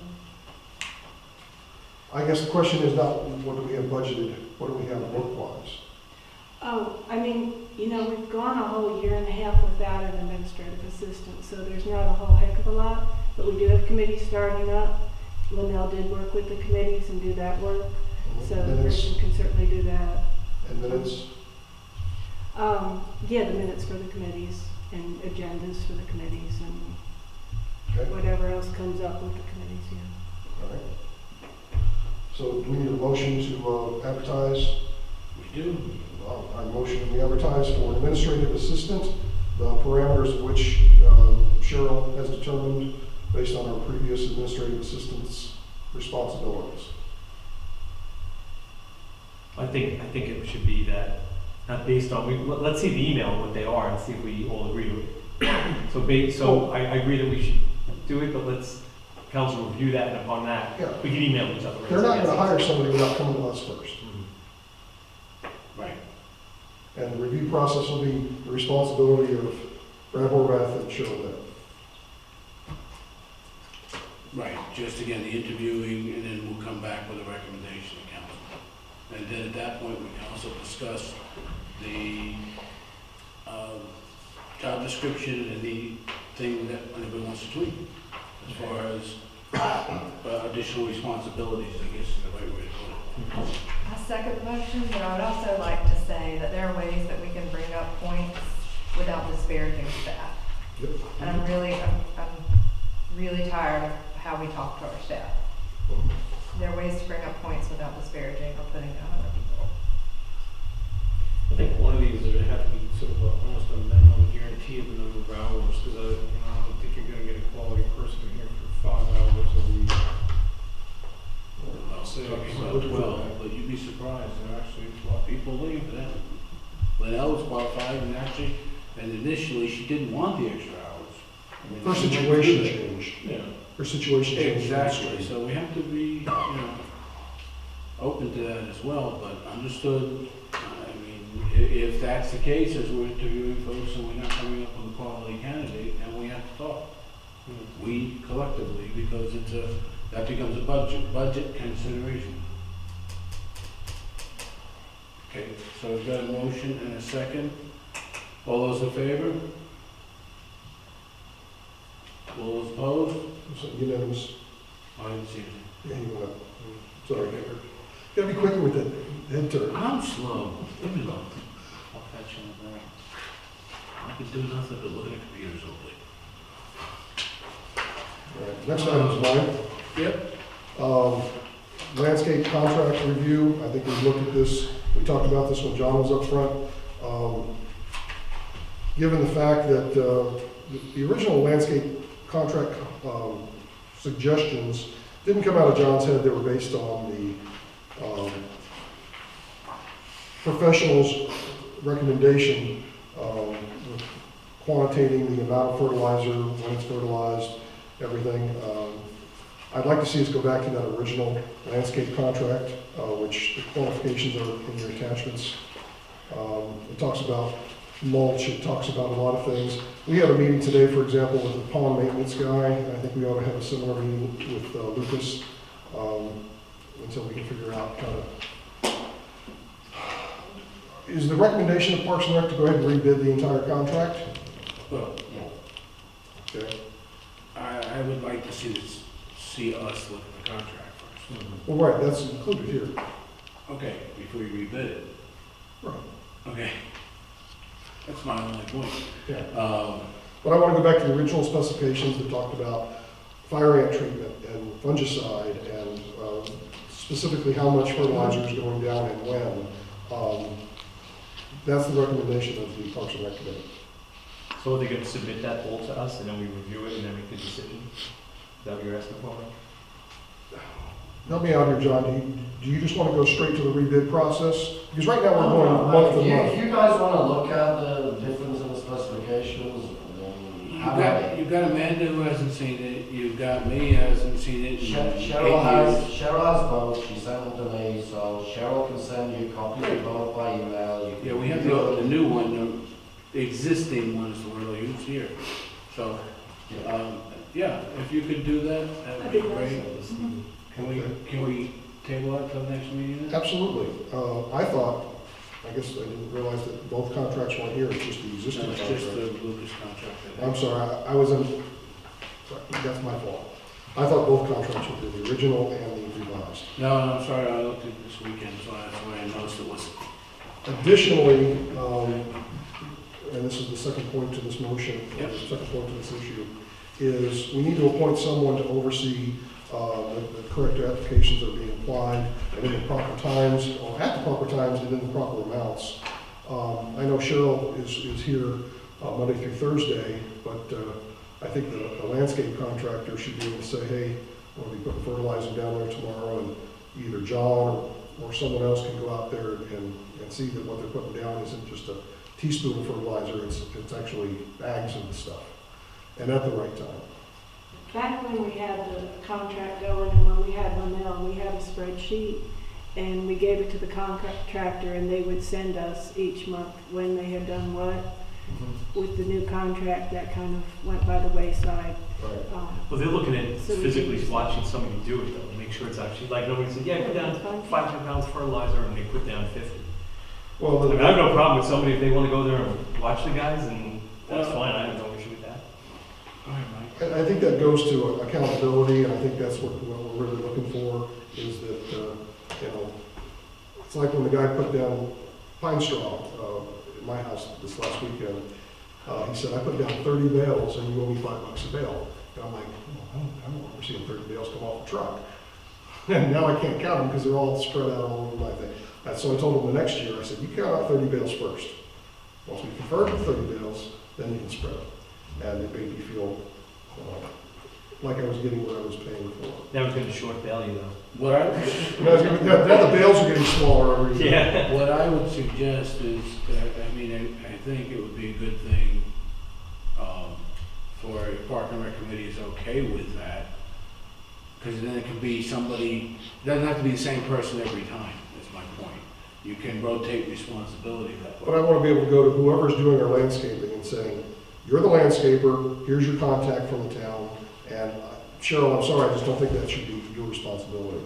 That's fine, we didn't have anybody to do that. No, we really But the didn't. other thing is that, their schedules are a little flexible. If it rains, that Right, it has to, directs their day, so I'm not sure you. Between you know, the pin Parks them and down Rec Committee in its entirety, well, it's the time of the year more than it is the exact day and moment. So it would be rain, so they do it the next day, or they do it the following day. or But I mean, whatever. if you want to measure and see what they're doing. But I think No, the zero terms of doesn't contract matter. have to be enforceable, you have to have quantities in there, because otherwise it's useless.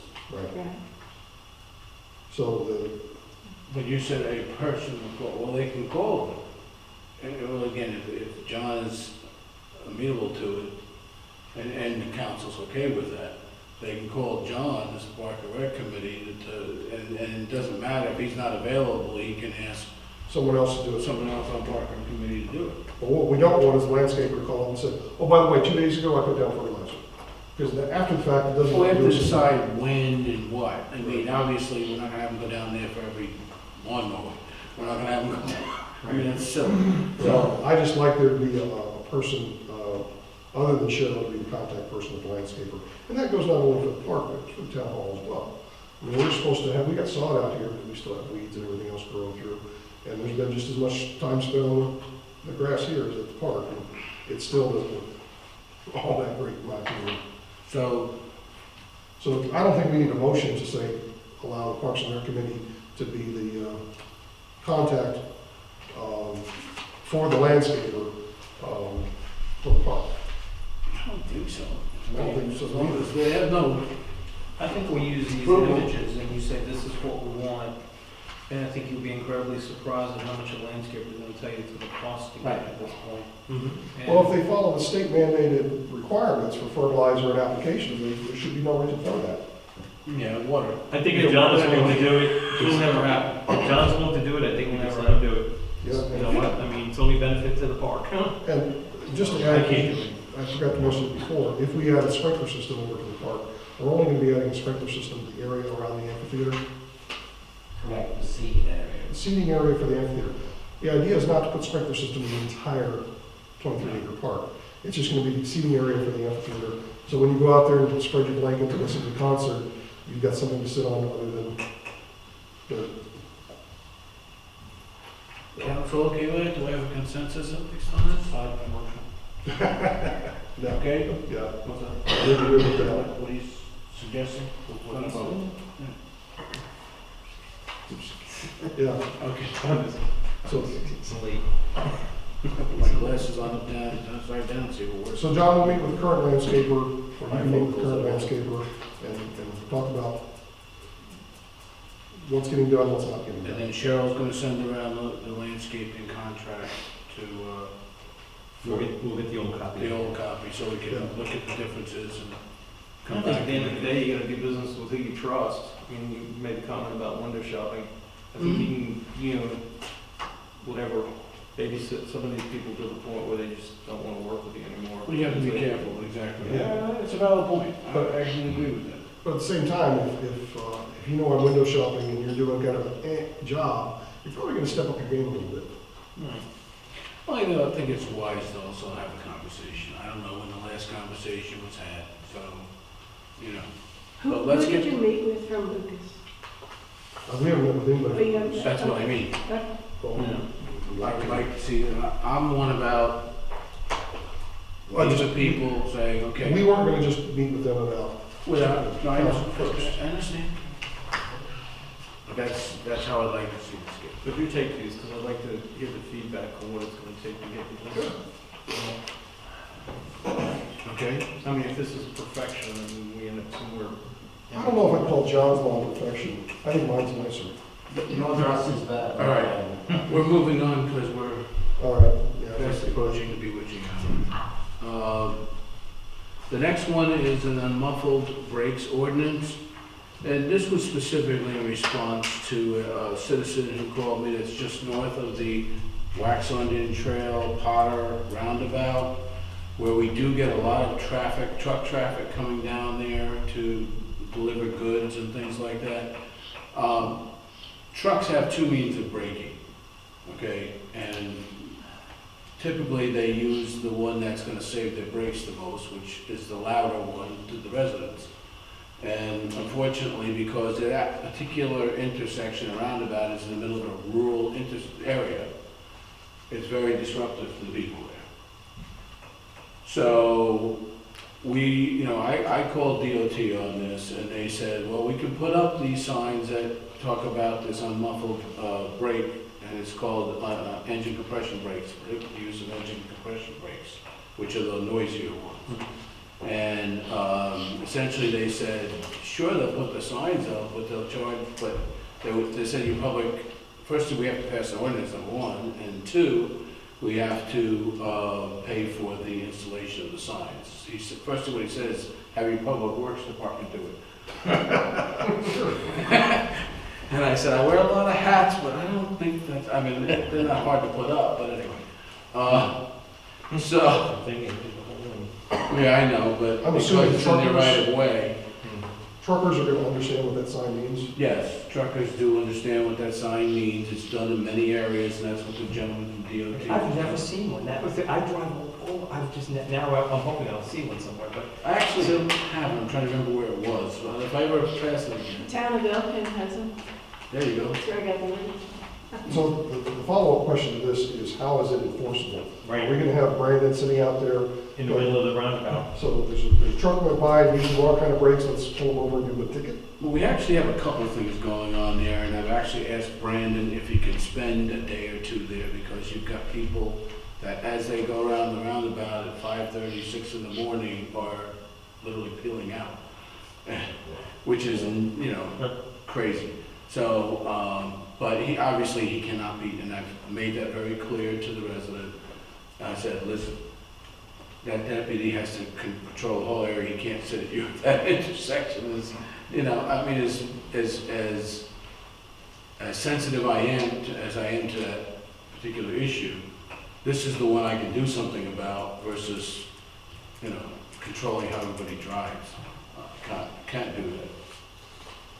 So, I'm not sure how council, so to get to the other point, obviously we've got two things here. One is to approve the, if we want to, the ordinance. And the second then is to request DOT to do the installation, which they said they would do, and that was the email I handed you earlier. I just got it today, so my apologies. But he said between $250 and $300 a sign. I'm talking about two signs only.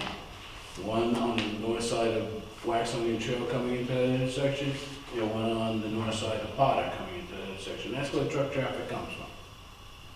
So I guess I would have two comments. One is the enforceability, because that is, like, if the trucker says, hey, no, I used my brakes, I didn't use air, and who's going to dispute that, to say that? And the other thing is, we have more roundabouts coming. We potentially talking about Billy Howie and Waxhaw, and one, of course, in Hickory Tavern, and we could have a sign roll, because there's a residential area in Linwood right there also.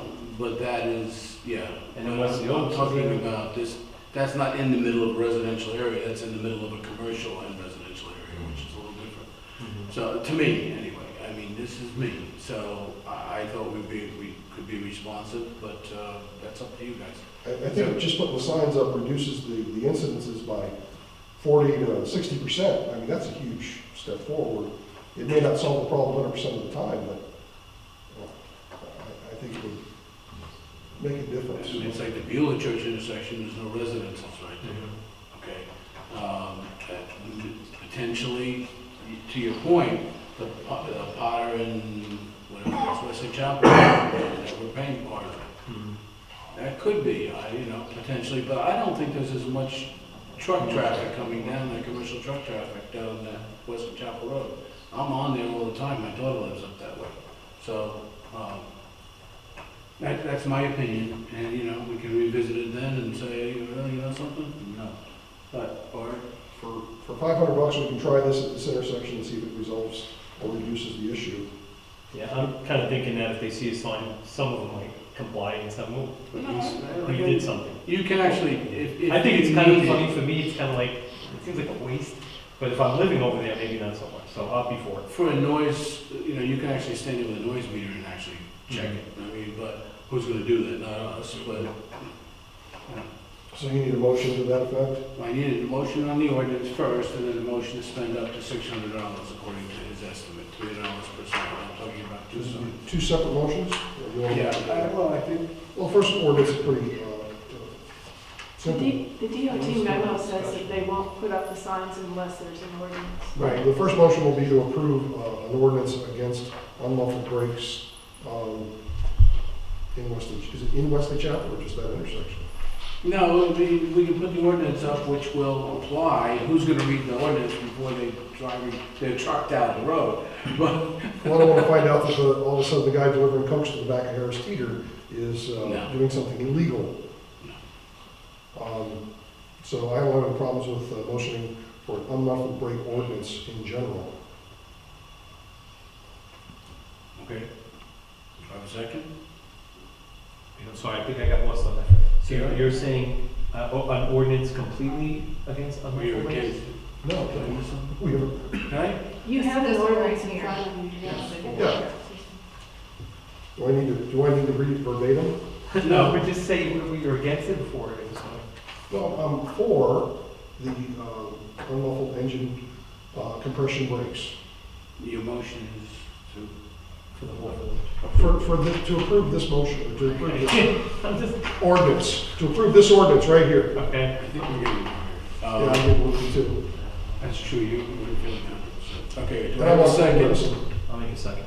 Thank you. Any further discussion?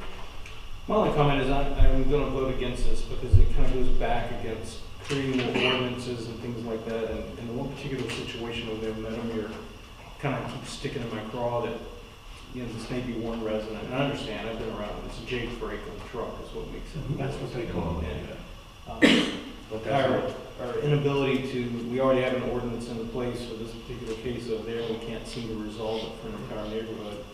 You know, I'm all for less ordinating and signs.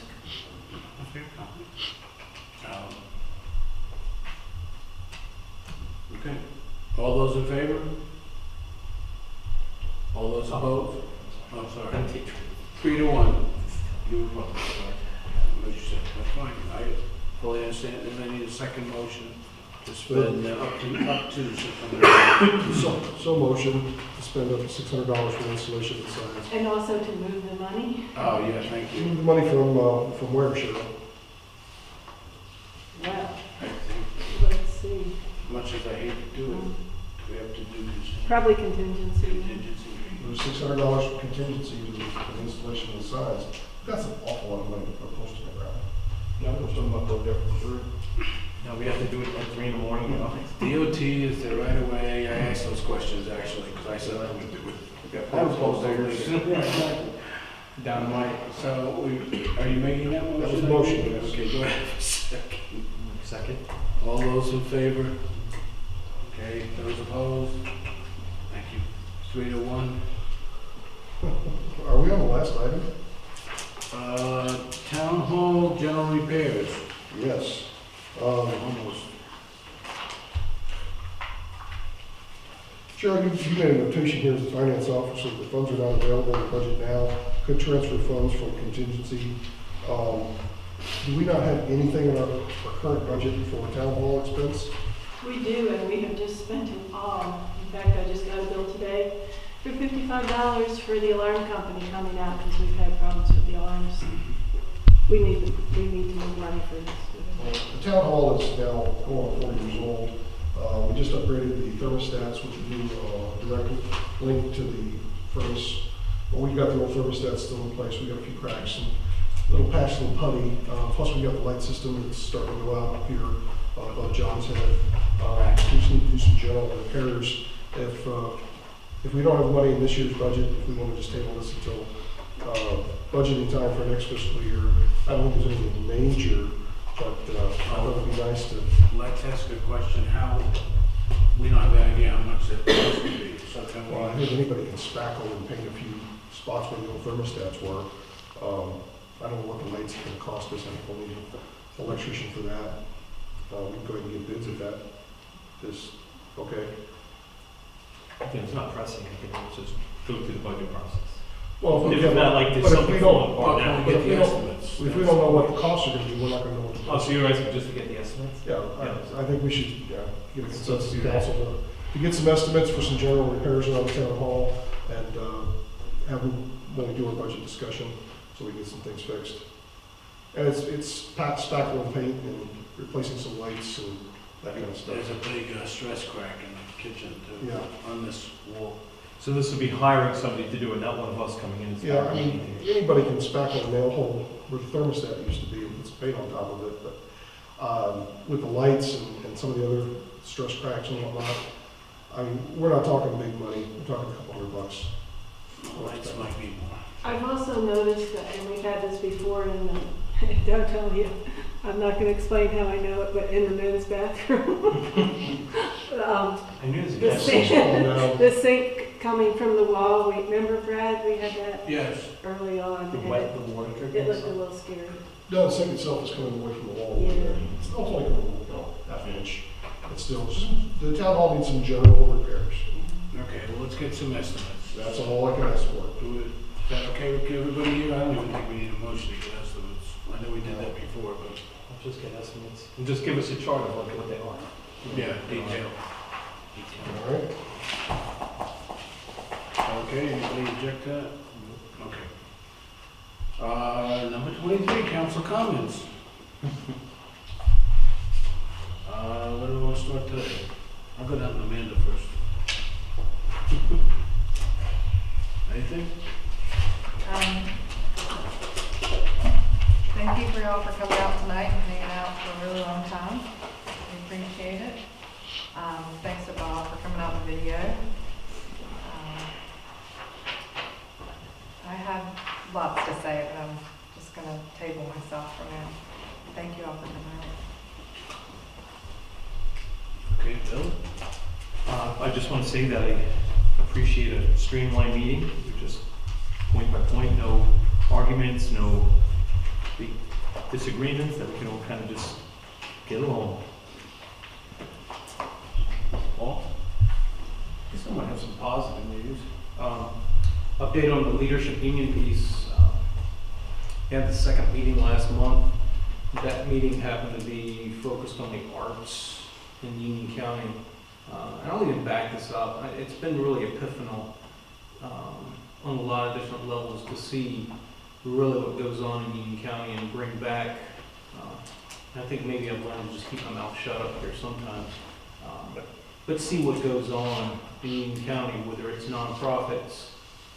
In this case with the arts group, met an individual I talked to Mike about. He's a world-renowned photographer who lives in Union County. He got a grant for $2,000 for, I won't get into details, but an accordion style 8x10 large format camera. He's photographed the mountains of the Himalayas. He's photographed Mount Everest. We're in talks, and I haven't talked to Brad about this, but when he does get this camera, about coming here and doing a discussion, if you will, displaying some of his photography. And so really just trying to bring some cool, interactive, progressive event-like things that can be, I don't know, maybe part of an arts and culture kind of conversation. So anyway, those are some of the things that are percolating out of this, and we'll talk more. There's another group with the Junior Arts League, and their desire to do something with the youth council on photography and things like that in the park. So I know we've got some budget money built in that I haven't really done anything with about doing some photography in here. So those are the kind of things that I'm working on. Okay, thanks. Mike? I've got several items here. One, I just wanted to say thank you for the Easter event, and thank you to Diana and Sandra with working with Southport Church. There was, I would say, closer to 2,000 people that showed up to that event. Went very well. Had a great time. Everybody seemed to enjoy themselves. The following day, after the Easter event, we had the sunrise service with Southport Church. They had a record turnout as well. The only sad note is we had one resident, I'm not sure she wasn't in Weston Chapel, but she's a volunteer with Southport Church. She fell and broke her leg. She broke her ankle, excuse me. Checked on her today, and they said she had surgery. They put a couple pins in. She's good. She's recovering. She's in good spirits. Hopefully I'll say thank you for her in our prayers, because she was just donating her time to work the coffee table, tripped and fell and broke her ankle. So that's a sad thing, but it was a good service. And also the Parks and Rec Committee is going to be reviewing a request from a resident who wants to plant a tree. Was it resident or was it the Rotary From the Rotary, and I don't know if it's the Rotary or just or an individual member of the Rotary. Who wants to plant a tree and put a plaque up in the park. And I think the proper procedure is for it to go to Parks and Rec first, let them make a recommendation, and that recommendation comes to council. But I know you probably all saw the email for that. And the last thing I have on here was the email that was sent out to not only our council, but to some of the other local council from the WCWAA about a donation for the new fields. I spoke to Brad about it a little bit this afternoon. I'm not sure everybody else feels like that, but we'll talk about that at our budget meeting coming up here soon. Do we have a set date for the budget meeting? We don't yet. We need to set one. Okay, well, that was all I had, and just want to say thank you, John, for coming and dealing with all these parks issues tonight. But I think we can set that at the May meeting, can't we? Because we have to have it done by Yeah, it'd have to June. be real soon after the meeting. Right, Yeah. it has to be, so We could maybe set it before the that. suggestions would be for council members to come back with potential dates available. Typically, I think we can do it better on a Saturday, that's for at least the budget discussion piece. It still has to go back before formal approval in a regular meeting. Citizens can still attend that meeting, it's still an open session, but, just start looking at your calendars for, I think the council meeting was on May 14th. So it'll be between May 14th and May 31st. Maybe, I'm gonna be out the week of the 21st. Maybe we could do it the week before the council meeting. Well, then we have to set it now, wouldn't we? But we don't have, we can call a special Or meeting. we can call a special meeting, okay? Well, then can you send a reminder out to the council to get back dates? See who's got dates available, that's the only way I can address it. The sooner the later on those, because I know some dates are falling out quick. I have three brief things. One of the things that's been mentioned is, from several people, is that the new building next door basically obscures the town hall. You know, that's what happens when you're into commercial development per se. So there are two things. Well, one thing I'm approaching, I'm talking to Blackstone, because they had mentioned that several years ago when this was built, that if we wanted, they would consider letting us take down those trees, some of those trees in that area there. Of course, there's gotta be, make sure we're in conformity with our own ordinances, although they're not in Wesley Chapel, so the county ordinances. And, you know, things like that. But I just wanted to make council aware that I'm having just general discussion. Yes, sir. So not clear cutting, just thinning. Thinning, it's my idea is thinning. Okay, we'll see, because one of the things that the person I was speaking to on the HOA was saying, well, maybe we just fill it in landscape. Okay, hold on, you know. Filling it in, any kind of fill is very expensive. So that's one. Two is, we talked about doing some kind of improvements back here as an interim step while we were waiting for the road to get built and things like that. I did meet with Aston and the general contractor that's doing land movement over there. They're supposed to get back to me with an estimate of what it would do to level back an acre, basically 1 acre. If you go over that, as we know from our previous discussions, you get into all of the other things. So that would, again, don't have the estimate. I was hoping, I only met with him last Wednesday, I think it was. Wednesday afternoon, yeah, Wednesday late morning. But seemed like, you know, amenable guy, and if we have to get multiple estimates, or we can actually exempt ourselves from it depending on how the estimate comes in. If we think it's ridiculous, then, you know, whatever. I have to talk It's a lot easier if we don't volunteer. Well, he's here, that was the thought. Lastly, and this came up again at the advance, and something I worked on years ago, which was the post office / zip code, whichever we could get for Wesley Chapel. I doubt if we're gonna get a post office, so let's kill that rumor right away, ever. They did entertain for us 9 years ago, formally went through a process they do for evaluating whether or not they could get all of our mail in one post office out of the 4 that service us, to be able to have a single zip code. And at the time, they said it was not feasible. And so basically their rules state we have to wait 10 years. Well, next year will be 10 years. Okay. So I started the discussion, you know, again, something came out of the advance. I actually brought it up to Senator Pittenger's office, Congressman, thank you. Sorry, Congressman Pittenger office, And they did make an inquiry, his office, and that's sort of what came back, which I had forgotten about the 10-year rule, so. But it's okay, timing is perfect, because we're 9 years and we could get on the drawing board. One of the things that they mentioned would help would be to have, some survey, you know, so if we're gonna do any kind of survey, perhaps with park, perhaps with other matters, and do a broader basis, we want to think about budgeting that and including that zip code question in the survey, because that would get us, you know, like it would for part of additional brownie points. Yeah. So, that's it. That's all I have. Okay, one other thing I wanted to add, you brought up Ashton, it was an interesting thing I saw this afternoon. They're actually advertising for out parcels down there on their property, or the property across from Union Academy down there at Martin Luther King. Yeah, down there, so it's funny, they're actively, seemingly advertising for that space. It's not even developed yet, but there's. Yeah, there's at least a 400 house development with multi-commercial everything across the bridge on the right, before Walter Beckett going in. That's probably what's making that happen, because they brick and mortar stores are getting more and more reluctant to open them unless they've got close density. I mean, that's the discussions I've had too. And